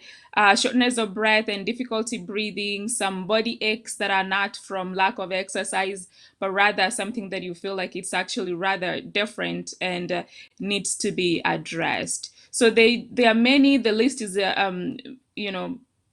very long, clearly. And one thing I always want to caution people is that you might not even have symptoms. You can be the people that are actually what we call asymptomatic. In other words, you don't think that you have a symptom, but you could have that. And we've seen that in many cases where people with viruses actually do that, whereby they can infect other people. We do know that there are men who might be carriers of certain diseases, or that actually carry out to their spouses or other people, but they don't even know that they have that because they have no symptom. So I'll also be, my point here is be also vigilant of the people that do not have symptoms. So do not trust or feel like somebody, because they do not have the symptoms which are being listed right now, that are actually safe and cannot have you infected as well. So there is what we call silent symptoms. Very good, thank you, Dr. Nduso, and always nice to have you on the show. So let me bring you on, George. Needless to go through the same points, but if you would like to add on what the two doctors said, you are an educator by profession, and you work obviously in the healthcare industry. Now, there are those ones who say COVID-19 affects the elderly and the women, but not the men. Does it affect men and the elderly differently? If so, how? Okay, thank you so much, Dr. Okari. Okay, a good job for Dr. Rina and Nduso for kind of summarizing the common symptoms that we see. The only thing that I wanted to add on the symptoms is basically we have to be careful, because if you look at most of the symptoms that we are listed here, you might see that some of them are also being caused by other diseases. Like now, growing old by itself, you might be able to experience some muscle aches. So there's no clear way that you can differentiate a muscle ache and body aches coming from COVID-19 and the usual old age process. As well, most people may have some GI symptoms, that's nausea and vomiting, which is very common, and fatigue. Are you fatigued because you have had an exhaustive day work? So, and that's where most of us kind of have a problem, because you might say that you did work a lot, that's why you're feeling so fatigued. Or we have to differentiate. You have to be able to understand your body, how it functions. There's a normal fatigue that you can rest after heavy work and it goes away. However, if you're more fatigued that you can't understand what's going on, then that's the moment you have to seek a medical advice. So in other words, you have to understand what's usual and not usual. Yeah, coming to your question, Dr. Kari, we are talking about, does COVID-19 affect male and elder differently? You saw how. Yes, if we look at the recent statistics and the research, it's under what we have been seeing so far. Yes, we have seen men being affected more than female. And according to other statistics, if we have we go through over statistics like Stark, we see that in every 1,000 people below the age of 50 who are infected with COVID-19, below 50 they might not die, almost not all of them might die. But for the people who are in their 50s and above, and maybe 60s, we see that they are likely to die more from the research. So we are seeing, if we look at the infectious fatal ratio, out of the 1,000, we have five people dying if they are above 70s. And then the older they get, the death rate goes higher and higher. For example, in a research by Dr. Kilpatrick, an infectious disease researcher at the University of California, St. Cruz, they also report that some countries like Spain, England, Italy, and Geneva have accepted the male gender as a problem, as a risk factor. So they can easily tell you that being elderly and male is a risk factor by itself. So we are seeing that's different, and being most men being affected than female. So we go further. Some other research like Henrik, who is also an infectious disease epidemiologist, also states that not only age being a risk factor, but gender is a factor too. Then we are going further, and the older the male is, it's possible that they are more likely to be affected. So some of the researchers like Gomez also say that men can be affected even twice as much than men. So using the same metric of infectious fatality ratio, we have seen men of age over 80 have it 11.6% compared to 4.6% of the female in the same age group. In other words, we are seeing men being more affected than female. So, and of course, some of the researchers are coming to show that this basically is being attributed to the female immune system, whereby that it detects pathogens a bit earlier than men. So that's also a research by Jessica, who is a demographer from the Princeton University, New Jersey. So yes, we can easily conclude that men, especially older men, are more affected by the disease than female. Thank you. Well, very good. Thank you, George. And thank you, by the way, for bringing in those statistics and supporting that with reasonable data. That makes actually the argument even more credible. Dr. Orina, this is your area of expertise. And again, as you respond, just bear in mind that our target audience is largely the African immigrant community, where an African man wants to die a strong man, but in reality, this COVID-19 doesn't care your socioeconomic status. So what's your understanding? Does it affect the male or elderly differently? If so, how? Thank you again for letting me contribute to that question. I also want, before I say anything, to remind each of our viewers that, especially with African people with African descent, COVID-19 symptoms will appear differently, and based on what we've grown with and how we perceive healthcare issues, we tend to mask the fear of seeking healthcare in advance before things get out of hand. But especially for men and elderly, I cannot agree enough with George, what he said, that yes, men are affected most, and the elderly when it comes to COVID-19.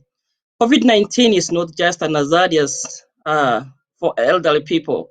It is extremely dangerous for people in their mid-50s, 60s, and 70s. Why? Because at this age, people have other underlying conditions. While, as George said, that age cannot explain everything, gender is a strong risk factor, with men almost twice more likely to die from coronavirus than women because of their immunity system. The fatality estimates for elderly group is most linked with underlying health conditions, and like I said earlier from the previous question, and the capacity of healthcare systems, and whether the virus has spread among people living in the elderly facilities. If I can take the statistics from the current coronavirus, we've seen that the elderly are most hit, especially those that are in the nursing homes. They're the most hit because their immunity is weakened. And some of the young people, our immunity might not be as weak as those older folks. But once those older folks get the virus, they get affected most, especially men. And men, the reason is because of the enzymes on the immunity system that we have. And at times we tend to mask the fear. Men don't like to seek healthcare as much. Men tend to toughen up and stay tough. But it's good to seek healthcare early enough if you have symptoms. But if you don't have symptoms and you have been tested positive, self-quarantine, follow the guidelines until you can protect each and everyone in your household and those that you work with and the community at large. Thanks. Okay, thank you, Dr. Rina. Thank you for that. Dr. Unduso, I'm going to bring you in here. I think if you feel free to add on to the same, if you could. I know you work in the industry, but I think one problem I've seen within the immigrant community is even acceptance of the fact that there is COVID-19 and it affects people. We tend to think it will affect somebody who is not me and or who is not a relative of mine. But that's key. I think even using something as simple as this, right? It is a problem really going to the store and I can't breathe enough. Maybe Dr. Unduso, you're the lady on the panel. Could you explain to our viewers why it's very, very important to protect ourselves? Yeah, and yeah, Dr. Curry, thank you so much. And also my colleagues who have actually given great information.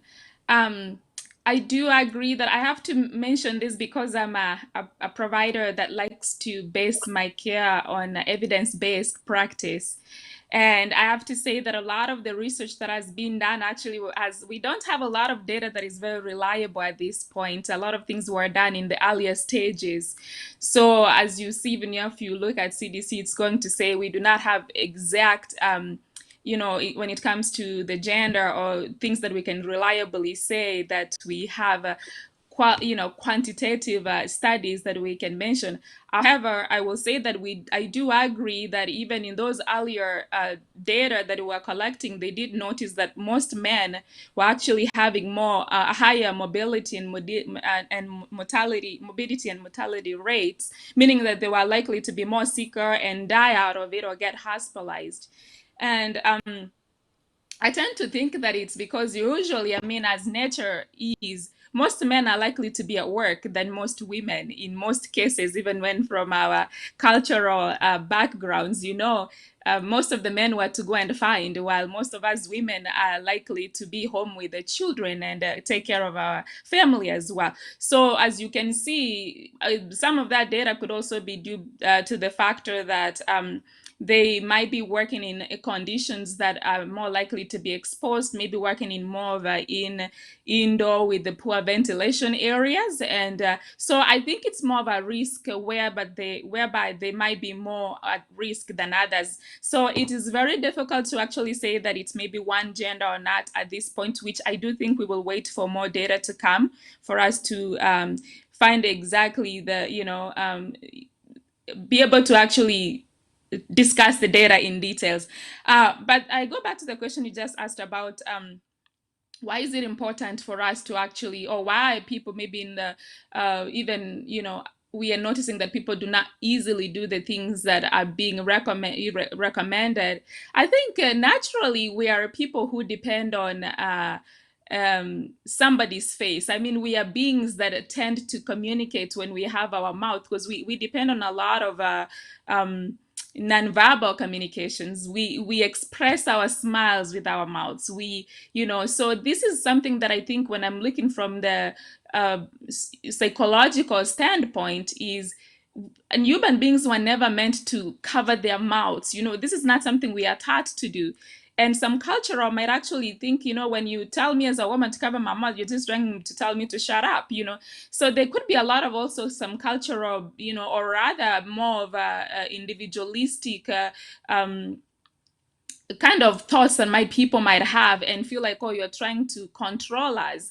But I do think that when it comes to the problem of infection, I think that's where now us as educators are people trying to tell people that, hey, if we contain this disease, we'll be able to smile more in the future than crying more, because at this point it's okay that we can be able to do the basic things that we never thought were important, and so that we can actually survive and have other people also survive. Thank you, Dr. Nduso. And by the way, I take note of the post behind you. That message is very powerful. And I want to ask our viewers, don't remove it. I want to make sure that our viewers see it when we have you on the screen in a moment. I love it. So, Dr. Orina, I want you to speak a language that especially the men can understand. That's your area of expertise, in particular for the African men that we all agree. We're very tough, really. We make an assumption we are tough, but again, this COVID-19 doesn't know toughness. Why is it important for African immigrant men to have personal protection? Thank you, Dr. Okari. First, I will not agree enough with Dr. Judy that culture plays a role when it comes to prevention of COVID-19.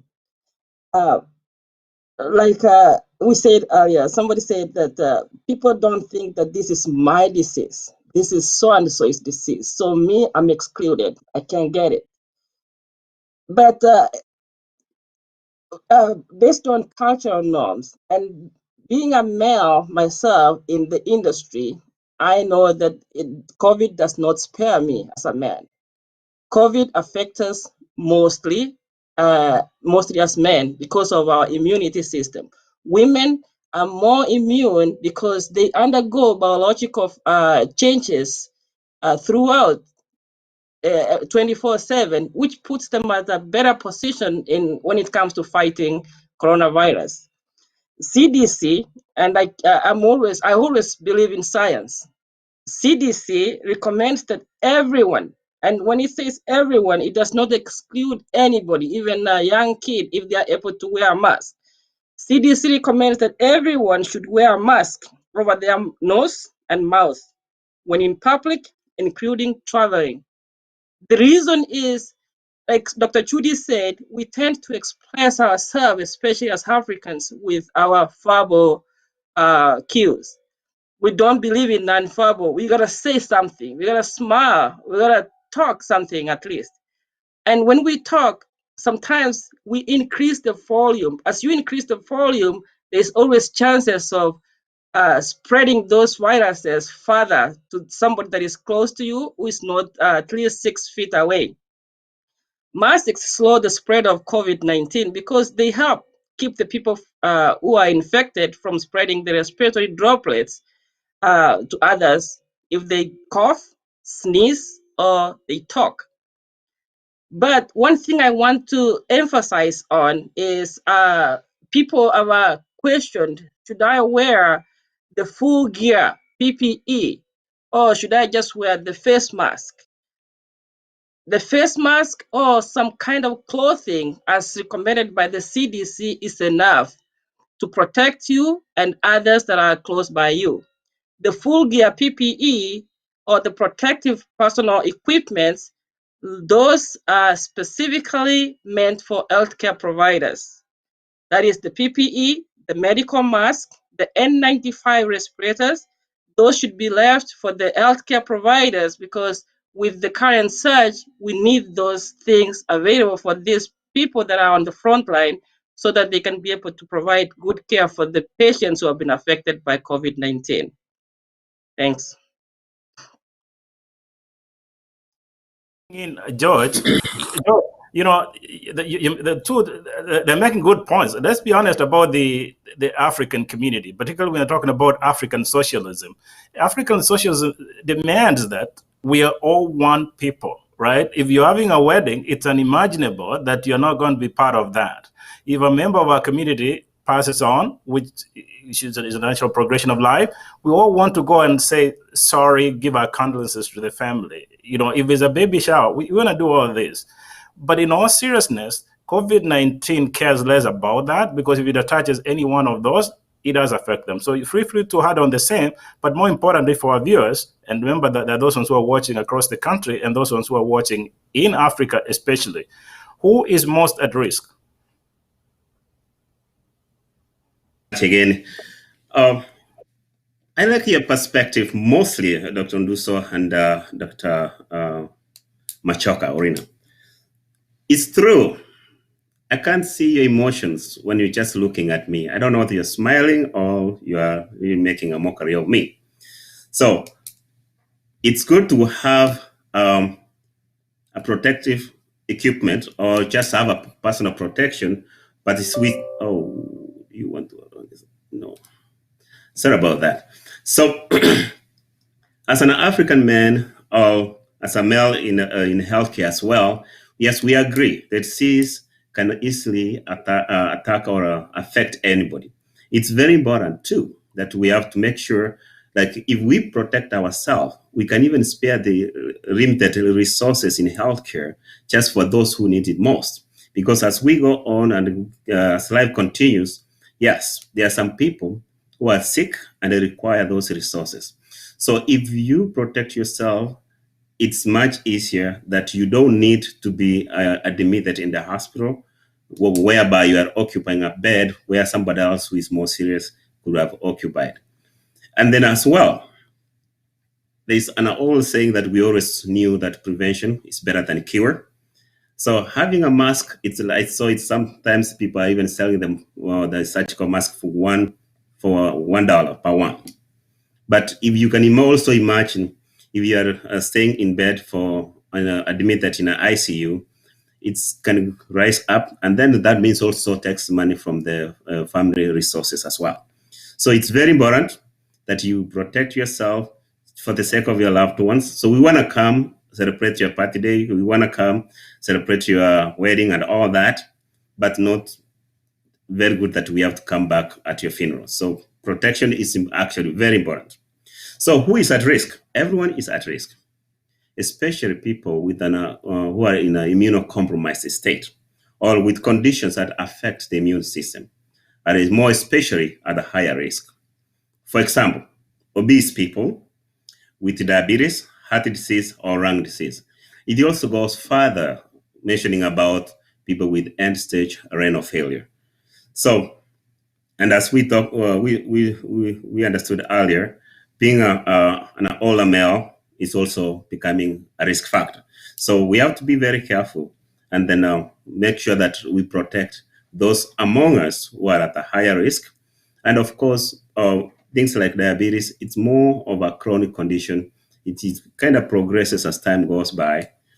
So, and then there's some all other conditions that affect people and also affect the immune system. So in short, people with immune compromised state due to other health, underlying health issues are more affected and are more at risk. Thank you. Let me bring in also Dr. Unduso, if you don't mind adding on the same, really, who is most affected? And I'm sure you're going to speak in a language that most people understand. Who's most at risk? I have to agree as well that, with my colleague George here, that everybody is at risk, really. And I think everybody should take it as if that they are at risk. Because if, like what we are just trying to say, all of us, is that some people think they have some sort of immunity to this. Just to put in a layman's language is, if you have a body, you have a nose, you have a mouth, you have any kind of opening, you just should know that a virus can get through those kind of openings in those routes. So we are seeing that when initially started, nobody knew how this virus was being transmitted, or rather passed from one person to another. But then over time, they're now trying to say it can be through droplets, which means if somebody coughs, if somebody had a sneeze and was maybe around close to 6 feet next to you, you're likely to have that. So if you're going to be in close proximity with somebody in that kind of distance, given the fact that we've just noticed that there are people who might not have symptoms, just so you know that you can be a host, or you can give a good environment for that virus to grow in your body. Because if you don't have a mask, if somebody had to talk like as we talk, as I'm speaking, I might have some spit that can run from my mouth to the other person. But when they say stay 6 feet, what they mean is, if I had to talk like I'm a very loud, I'm actually somebody who talks, with passion. So as I talk with passion, I'm likely to spit with some kind of spit. And it's likely if you're about 6 feet, you might not like to get my spit. And for those of you who are professors, Dr. Okari, when I used to be among the people who will sit in the front row, and I got the blessings of the spit from our professors and teachers. And, those were blessings. But, at this point, it's not. So that is why they're saying pay attention to the 6 feet. What it means is, if you are to cough and my spit or some kind of things that are not done intentionally, you are likely to get them in your eye, in your mouth, in your nose. And because those areas have an area that can get that virus, a tiny, tiny particle, to get into your body, anybody can harbor or can host a virus, because what it does is it gets into your body, it takes over your body, and it takes, it becomes the host now, and you become the slave. So so, and then we have also noticed about the contaminated surfaces. A lot more research is coming that if somebody who was in that area went there and touched that handle, that virus can stay there for a while. And because as we come, and many of us who don't like washing our hands, or have not always had the habit of washing hands, now we can come the habit of carrying it home, because as we know, habits are things that we inherit. And so, not inherit, we repeatedly do without even thinking. So we are likely to do things without thinking, because by nature we do things without thinking. Nobody always tells me wash my hands until COVID. So, except for our mothers who said wash your hands before you eat. But at this point, you now have to know that there are surfaces that can be touched, and somebody touched a while ago, that you are likely to touch as well and carry it with you. So what does that mean? Anybody is at risk. And as more research will come in the future, we don't know who. Tomorrow it might say it's the female, or it's the children, or it's. So I will say, treat it like you are the person that this virus is targeting. And by that, you can protect yourself and you can protect others as well. And also about airborne areas, they've been talking about poorly ventilated areas. And I have to say, a lot of us, most people who are not wealthy, we are likely to stay in an environment that is maybe less than 2,000, 3,000 square feet homes, or maybe schools or churches or something like that. So you have to watch that our spaces are not as big, and as a result, they might not be very well ventilated, So we are likely to be in a close proximity with people whose, if they coughed or they talked like I did and I left my spit somewhere for a while, it can stick in there circulating because it hasn't been ventilated. There's not been good fresh air that takes in and out. So those are some of the things that we need to all pay attention to. And my thinking of this disease, the way we can only combat this thing is saying everybody is at risk, and not just at risk, you are likely to make somebody else sick as well.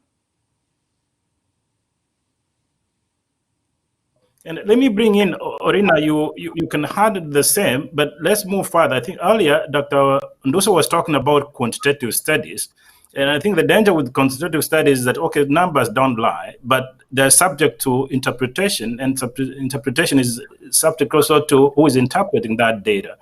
Knowing what we know, that can lead to different stigmatization. So there are those on whom I say, for example, they are more elderly who might die of COVID-19, and therefore we stigmatize the elderly. That's also say men, especially black men, will say, well, you are black men, you are going to die anyway of COVID-19. And I was talking to my cousin who's watching right now from Nairobi, and who was telling me people in the villages don't believe there's COVID-19. They think COVID-19 is in the city. So if you go to the villages, then you're tracking COVID-19 to the villages. So we, the African immigrant, being social beings, how do we reduce the stigmatization that is within our communities? And if any, from your perspective, what are some of the examples you have? Thank you very much, Dr. Okari. But I want also to add to what Dr. Nduso and George contributed to the last question. Generally, in looking at the biological factors, females are more resistant to infections than men, and this is possibly mediated by the several factors, including the sex hormones and high expression of coronavirus receptors, which is the ACE2. Another thing is men tend to engage in more high-risk behaviors generated by potential of contracting COVID-19, which includes high levels of smoking, drinking among men. There's one controversial issue that I know people have had some issues to hear, but I have to say this as a provider and a man that is in the healthcare industry, that men also tend to have lower rates than women of hand washing, social distancing, wearing masks, and effectively and proactively seeking medical help. Many men have been socialized to mask their fear, and it's important to point out that hiding those fears affects how men respond to COVID-19. And research has also shown that people with with this kind of response, tend to downplay the risks and are resistant to risk reduction policies. And you also see, and you can attest with me, that most men tend to avoid listening to the CDC guidelines, and you see them attending those super spreader meetings. Going to the question, Dr. Okari, and on how people reduce social stigma, which is associated with COVID-19, I first want to address the fact that stigma is a discrimination against an identifiable group. And in this case, the group is those that have been affected by COVID-19. Stigma hurts everyone by creating more fear or anger towards ordinary people, and instead of focusing on the disease that is causing the problem. Stigma can also make people more likely to hide their symptoms or illnesses by keeping them from seeking healthcare immediately and preventing individuals from adopting health behaviors. What this means is that the stigma can make it more harder or difficult to control the spread of the outbreak. Stigma can also negatively affect the emotions or the emotional, mental, and physical health of individuals that are in the community that they live in. It can also lead to those individuals to experience things like isolation, get into depression and anxiety, or they can they can have public embarrassment.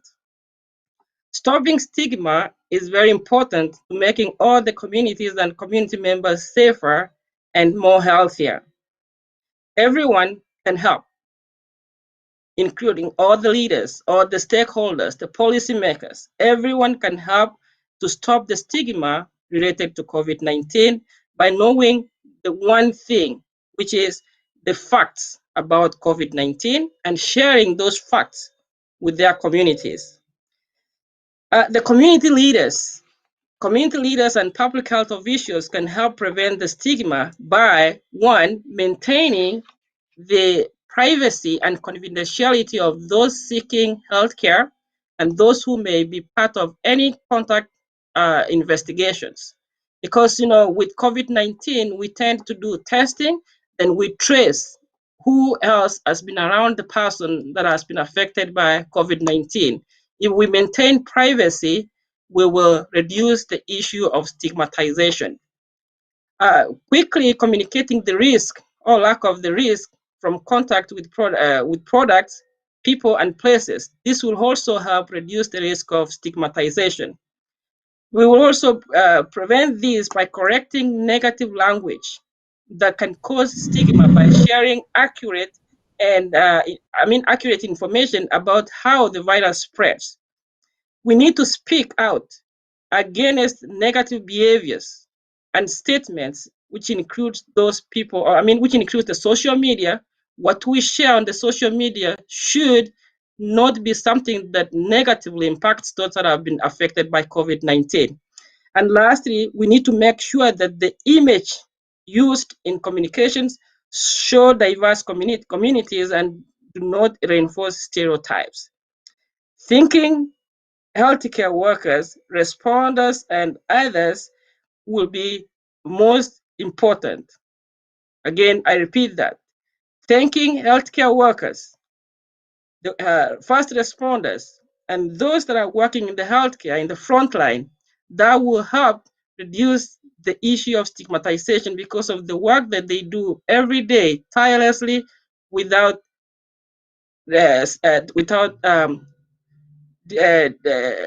I can say without dividing on who they can see or who they can help. They help everybody regardless of race, gender, region, and community that they come from. Thank you. On behalf of KDRTV, I'm going to take the first opportunity to thank you, the panelists, because you're all in the healthcare industry, and by extension, thank all the frontline workers across the country and elsewhere around the world for the incredible work you guys are doing. So just get that from us here on KDRTV. We're so thankful for all that you're doing. So let me bring here George. As we are talking about this subject, sometimes yes, it sounds easy, but the truthness, the stigmatization. For example, I had a friend of mine who was telling me they wanted their parents to go back to Africa because the kids can't come to visit because there's a grandpa and grandma in the house and the potential they could have COVID-19, and that's a risk factor. So in all truthness, it sounds easy, but that could be very traumatizing for the elderly. What other stereotypes have you had from the community and how do we address them? Dr. Kari and Dr. Rina, yes, that's a very exhaustive list of what we need to do to reduce the social stigma associated with COVID-19. So, number one, I know it's very hard. We know there's grandma at home and the kids are running to school and coming back. So it's very, very important. And of course, stigmatization hurts. That's kind of a stereotype where you are being discriminated because, for one, either you contracted COVID and you tested positive, now you have gotten better. You can easily become a source of stigmatization. And then we understand why does stigma come up. So this goes back to lack of knowledge.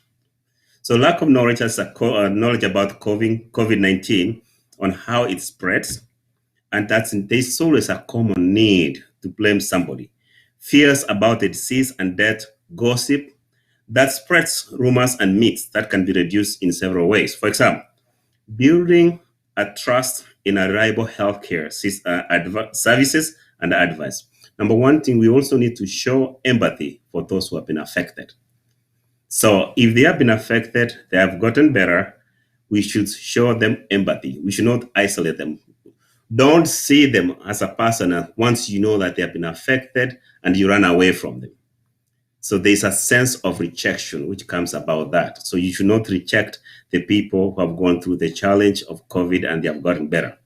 Sometimes our non-verbal can be very hard sometimes. You might not say anything, but if you know somebody has been affected, there's a chance you might not invite them to your party. That's not good. So the next thing, we have to work hard and understand the disease itself. Once we have understood the disease, then obviously we have to come up to where people will loosen up to a point where we will not stigmatize or stereotype or in one way or the other discriminate them. Now, we have had, for those people who have worked in healthcare as well, you will see that it's becoming very difficult to even have a loved one come with you to the hospital. Most people are avoiding to go to the hospital because they fear that they will be alone and nobody will be there. So we have to work on that and then just continue. And especially on the social media and the other social and the other personalities around us, our number one goal is to make sure that we are communicating effectively. In other words, choosing our words well will help us avoid those attitudes, which can lead to do not call people as COVID suspects. That's a bad word. Do not call them cases. Just refer them to the right thing they are supposed to do. So understanding the disease, and finally, we have to adopt a very good, effective ways and practical measures so we can help people to keep themselves and keep them safe and their loved ones safe together. So in other words, if everybody is safe and you use the simple protective measures, then you will not have an issue of being stigmatized. Thank you. Okay. Thank you, George. Very, very, very good insights to that topic. And I like the way you guys are explaining this. So, Dr. Nduso, let me bring you in, and if you could, you can add to the same. But I think what we have as a responsibility, and underline that, we as a community, whether it's family, community, whatever that is, whether it's professionals, we do have a responsibility as a people to manage this. With a special focus on African immigrants, especially here in the US, what responsibility do we have and how do we best manage it in a way that we reduce the stigmatization, but more importantly, we don't lose any life?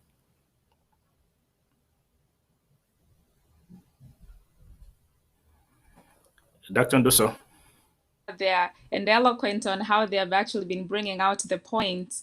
I have to say that our community, and also we can just focus on just one community. All of us are in this.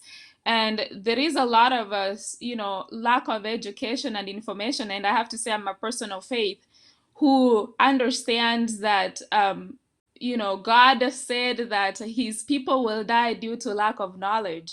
We do have a lot of people who are depending on information that is really not even reliable, or they just want to hear rumors passed from one end to another instead of them actually taking time to understand what is going on. I was surprised when one of the, a very close friend of mine called me and said, "Oh, I just heard the people who are getting COVID are the people with the HIV only." So what that meant for that person is, if I don't have HIV, I'm likely not to get it. That is how it's likely to be interpreted in one way. So people are having some stigmatization, whereby in the past we know that you might likely judge somebody by looking at their bellies and think, oh, if somebody has a bigger belly, they're likely to be rich.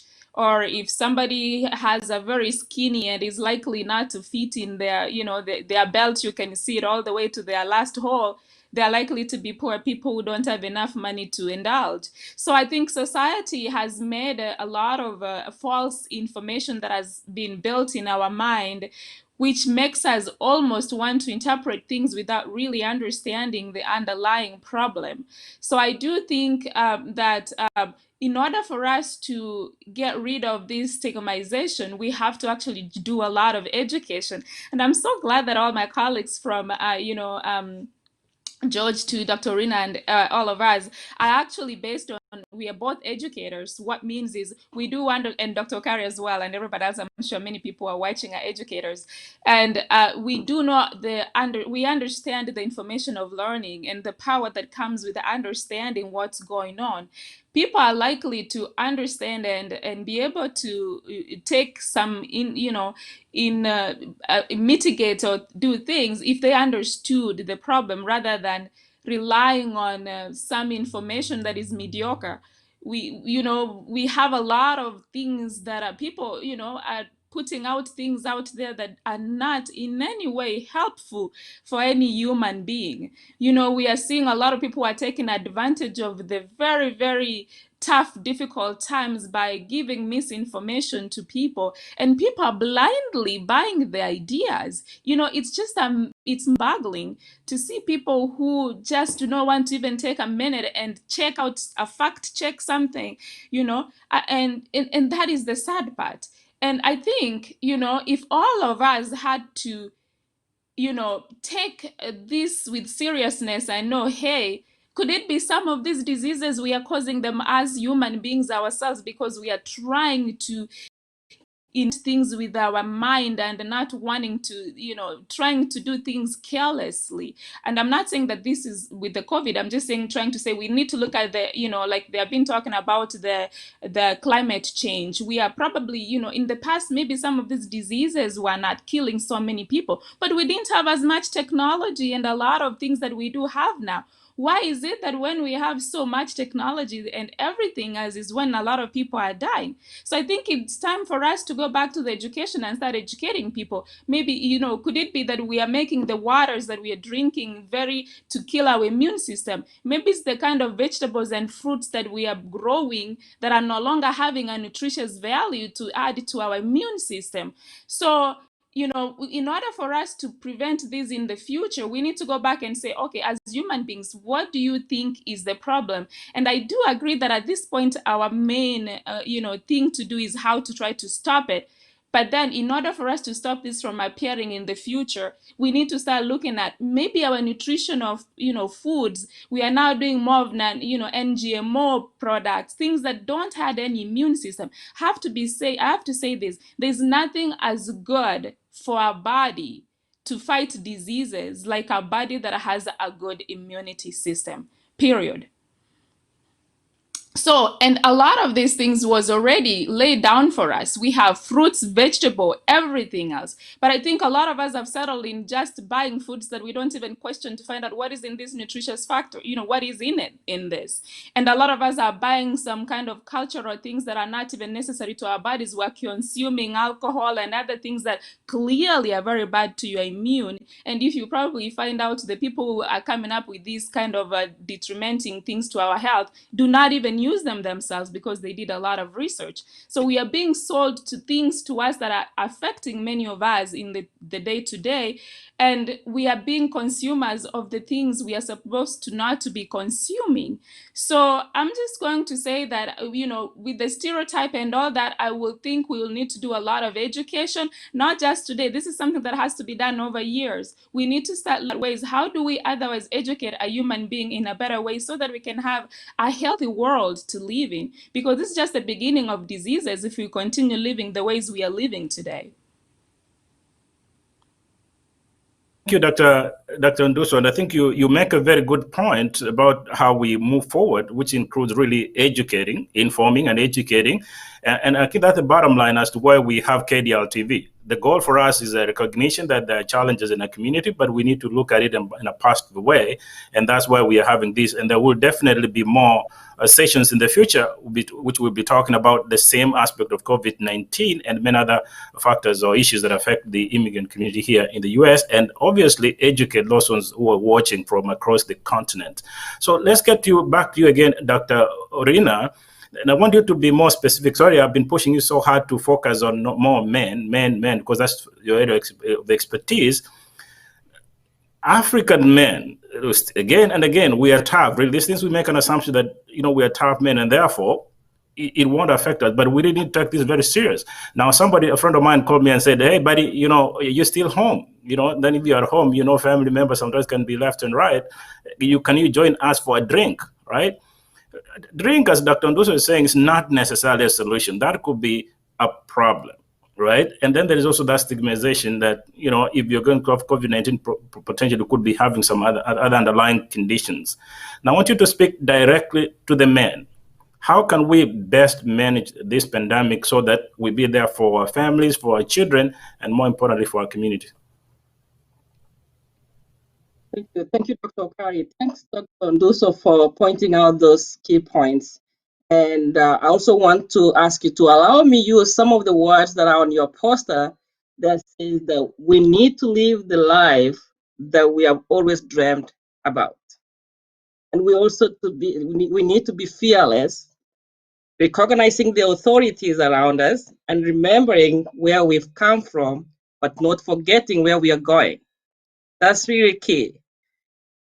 Specifically focusing on the African immigrant men and elderly, I just want to point out that in order to reduce the virus transmission among African immigrant men and the elderly, we always have to adhere to the health education, the community engagement, and public health guidelines. I can never forget to remind everybody to do that.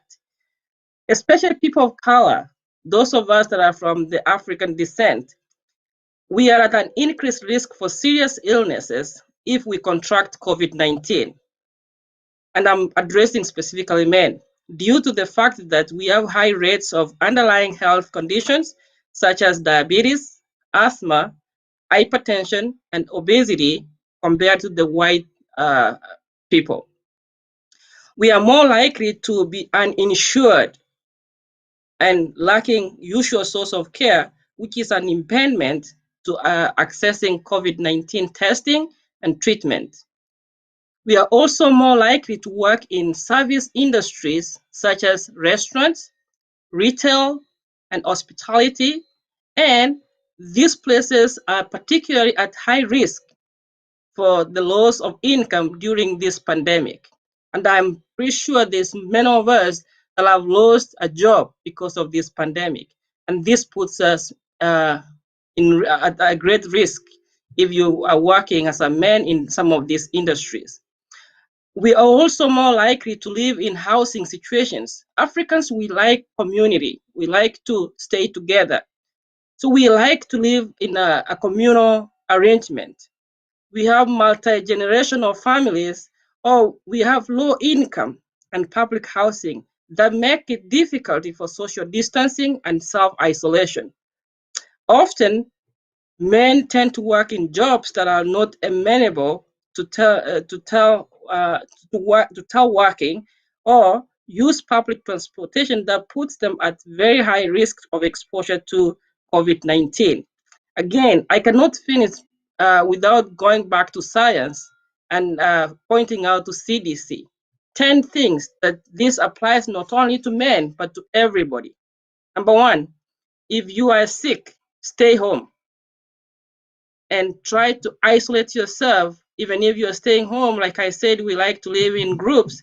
Stay in one room and don't expose others who live with you. Number two, monitor your symptoms continuously.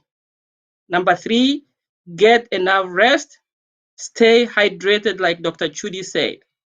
Number four, if you have a medical appointment, make sure you call your provider before you go. They can advise you on what to do if you have symptoms. 5, for the medical emergencies, always call 911. Don't wait. 6, cover your cough. and sneeze with a tissue or use an inside of your helper like this. 7, wash your hands. Hand washing is the only single most way of preventing infections. Number 8, as much as possible, stay in a specific room if you have symptoms. Use one room, use a bathroom if available in that one room until your symptoms have subsided or you are clear. Avoid sharing personal items. And finally, make sure every single day you clean all the services, like Dr. Judy pointed out. Thank you. Thank you, Dr. Thank you, Dr. Rina, for that. George, I'm going to bring you in here so that as we head to the conclusion of the show, and for viewers, obviously, thank you for tuning in. But I also want to thank, part of what we are doing is just not at KDRTV, but we also want to thank our partners. Especially, I want to thank the Mwanyagetinga organization here in the Twin Cities in Minnesota, who are working very closely with us to make sure that we relay this information to our community. I also can't thank enough our colleagues at One Voice Consortium who are trying to help as well reach out to a larger population of the diaspora community. So thank you very much for doing that. And obviously, Hulda, thank you for your leadership. So George, let me bring you on here. Yes, I don't do the same, but going forward, and if you could be in 1 minute or so, what lessons have we learned from this, and how do we move forward?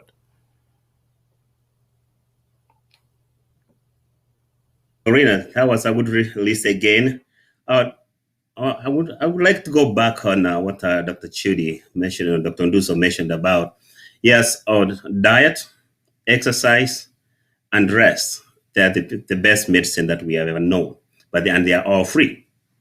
So following the CDC guideline is always good. And then we mentioned about washing hands. Washing hands is something that we have always talked about when we are little children. But we have to come and understand that when you're washing hands, you have to wash your hands properly, touching all the 6 services or 6 points that we cannot demonstrate right now. And then when you are wiping your hands, use one piece of towel, wipe it down and throw it away, and get another one, wipe it down, throw it away, so that it will not make any point if you wash your hand and you just grab a towel and just wipe them all together. You are recontaminating the surfaces of your hands again, which are not, and that means it won't help you. And then we have, she also mentioned about cleaning and disinfecting frequently touched surfaces. That's something easy we can talk about. You can go grab a disinfectant, wipes, and wipe everything. But remember, you have to read the labels and know what is the kill time for every product you have. Some have 2 minutes. That means you have to wipe the surfaces, leave it for at least 2 minutes before you can touch it. And others have up to 4 minutes. So sometimes some of those brands, of course, they are used in healthcare mostly. And then so we have to understand our own self. Why are we washing hands? If we are washing hands, the goal here is to disinfect, to reduce microorganisms. So once you have that knowledge that yes, that cognitive understanding that yes, you have to wash your hand to prevent diseases, and then you have to know which products that you are using, I'm very sure we can be able to manage that condition as much as possible. Now, what lessons can we learn as a community that we can get from the current situation? So, as Dr. Onduso said again, and Dr. Rina said, we understand most African men and other African descent origin, we are working in service industries, hospitality, they are truck drivers, we are always considered essential, and we have a higher risk of exposure. And then for those who worked in hospitality, we have had, now you have to do a takeout only, so they have lost their job. We have to be able to prepare ourselves. Just to draw back the information we had earlier, sometimes back, we mentioned that the challenges in healthcare will be the new emerging diseases, which we will not even know how to treat them.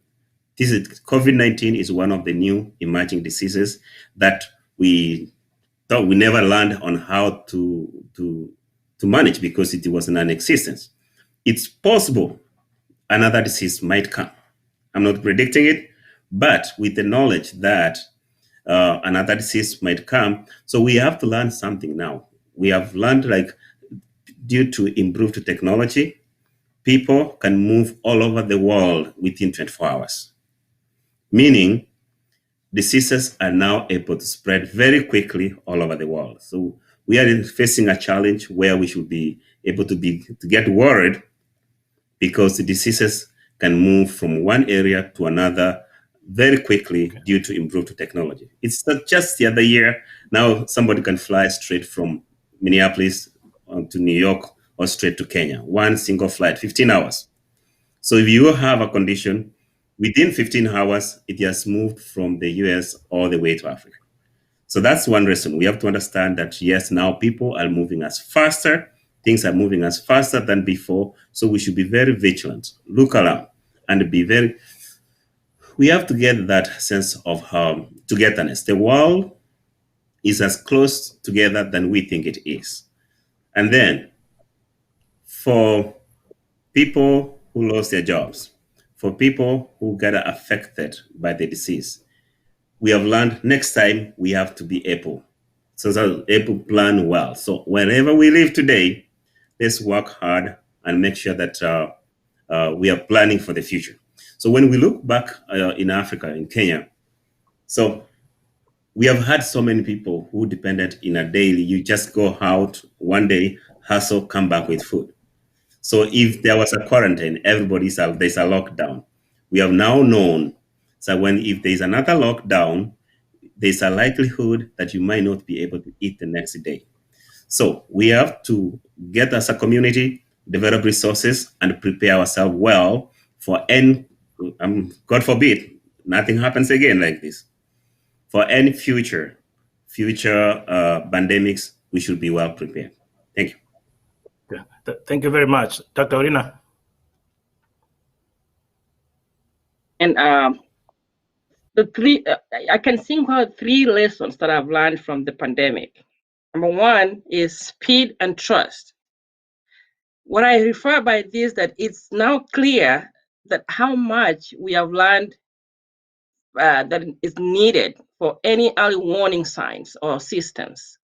If you develop symptoms, again, seek medical attention and follow the guidelines immediately.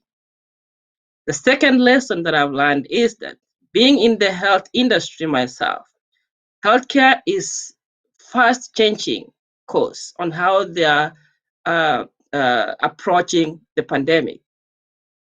Please, everybody, try and have a reliable broadband access or internet services, because now even healthcare, we are changing into telemedicine, where you don't have to go to an office to see a doctor. You can see a doctor from your room in your house, as long as you have reliable internet services and you have a device that is capable of doing that. And the last thing is, with the medical search capacity, COVID-19 has shown us that the world lacks the ability to assemble a powerful intensive care facilities. Now you see there's a lot of people that are needing facilities to go to. There's not enough. Please protect yourself, protect others, so that you can avoid needing those emergency room or intensive care services. Those are the 3 lessons that I've learned. Thanks.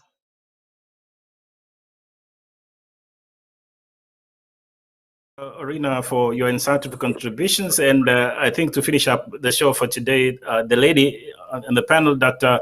Onduso, if you could, what are the lessons that we as a community should learn from this? But before you do so, I did pick a few words from the message behind you. Say, remember where you came from, but never lose sight of where you are going. If you don't mind, for our viewers, what is the message? Yes, to me, I have to say, I actually did not know that I was different until I came to the United States. You know, growing from the village, I'm a village girl who actually still is proud of that we grew with very minimal and and we just depended on very little to survive. And what I knew that was during those times, then when we were younger, and you will run and fall down and you will get a wound on your leg, your grandma will just call you and just grab one of the grass somewhere there, or something, some kind of plant there, and he put it is right on that wound, and it will feel like it was the best medicine you had, actually probably better than most of the sedating products that we are selling today. So to me, I'm a child of an African, and I will still be a child of an African. And what that means is I'm a proud African, and this post back here has to continually remind me where I've come from, and I should not lose sight of where I'm going, because it's easy for me to think that I have acquired everything and stopped to learn from the environment that I've come from. So it just makes me grow each day, knowing that, hey, how can we improve the world that we came into, rather than what is the world going to offer me? I need to know what can I offer the world, because it was a home for me for a while. So that is a post that I put there for my reminder. And thank you so much for asking that question, because to me, I do know that Africa is a very beautiful continent, and we do have a lot. In fact, it's probably one of the continents that has a lot of rich minerals and all these. I mean, some of the clays, some of the things that are medicinal, and a lot of these things are just being exploited by just a few greedy people that do not care about the health of their people.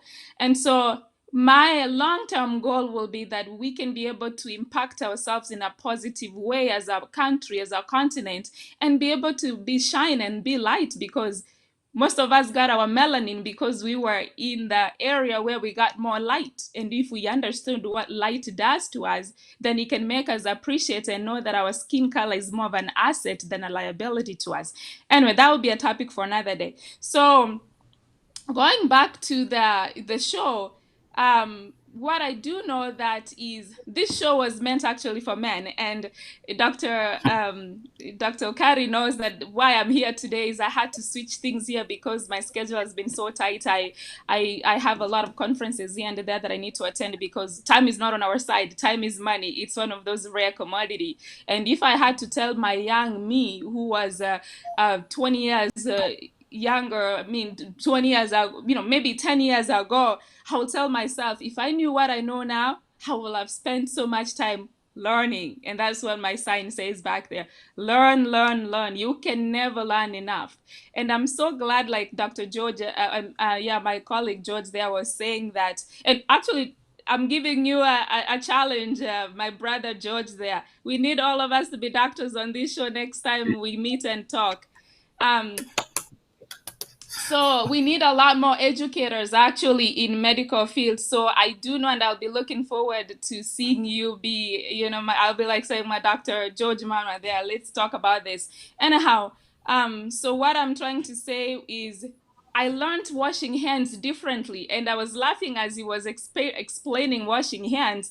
I came here thinking I knew how to wash hands until I was told I have to sing a happy birthday song for 20 seconds to actually do that. But I also have to say, when I was doing a class for I forget microbiology, we had a chance to actually wash our hands and then take a swab of your hand and actually grow that in an agar. Some of the things they taught us in primary school, and some of these things we thought we will never use it in life.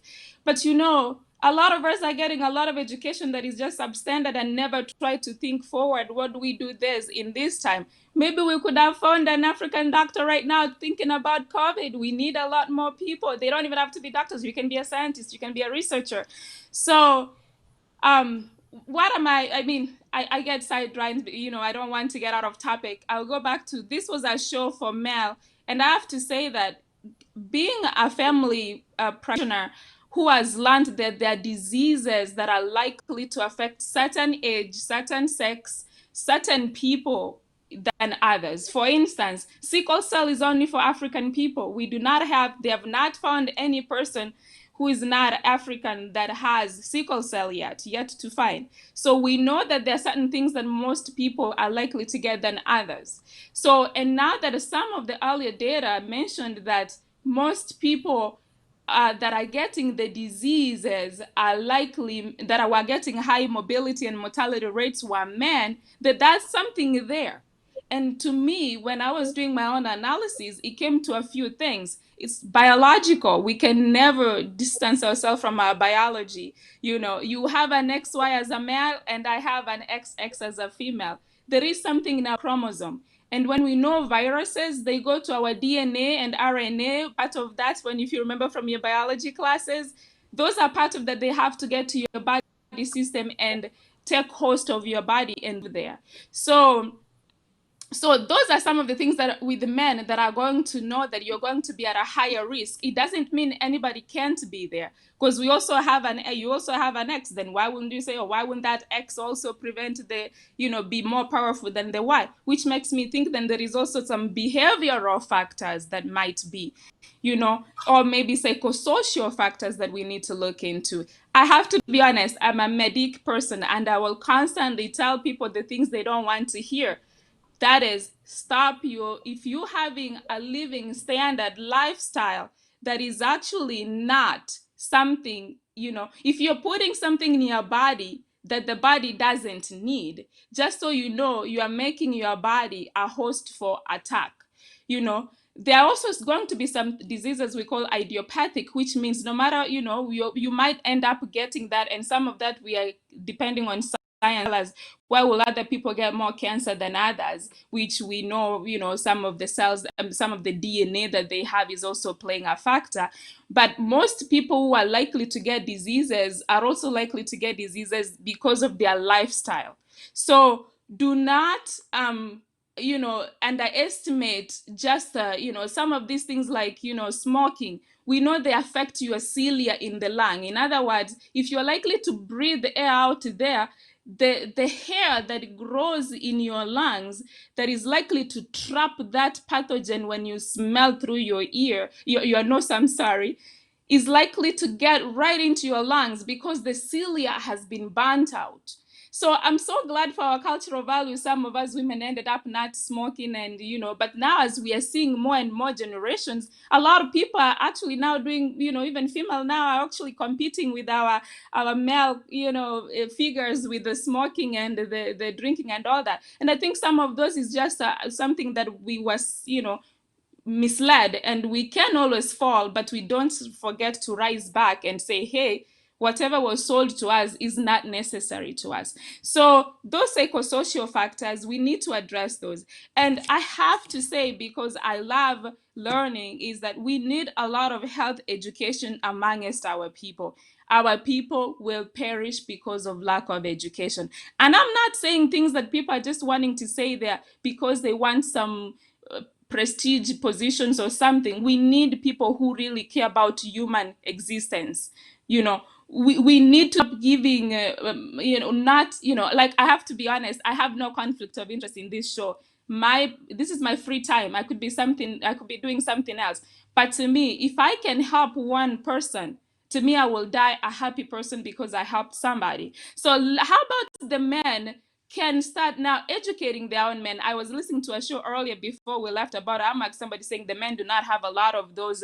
We need more of that. And that is true, because men sometimes have always felt like these are those things for the women, No, both women, both genders, everybody, young, old, name them, all have to work together for us to get a better world to live in. So we need a lot of community engagement. We need a lot of public health outreach. We need a lot of, data. Data is what we can depend on and be able to mitigate all these problems. So I'm looking at all of us. Let's find out about this data. Something that is not, you don't publish something because you want money, or you have been given a grant and you rush through it because you have a lot of biases. We need data that has no bias there. There is no agenda. You just want to help the human race.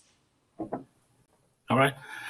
Thank you. Very, very well said, Dr. Unduso. Doesn't surprise, by the way. So you see, those are the stereotypes we are talking about. So we need to stop drinking alcohol where business itanguka and our women will find space to humiliate us from Collins Mburo. That's what you, George, and Dr. Orina, you are saying. No, Collins, no. Just stop drinking. We need you. Your family needs you. Our community needs you. And all men, please just put a pause on that. And I think with those very nice words from Dr. Unduso, go ahead, Dr. Nduso. You're muted. To crash. Sorry, you're muted. I'm not saying that, every business needs to thrive, but there's bad business.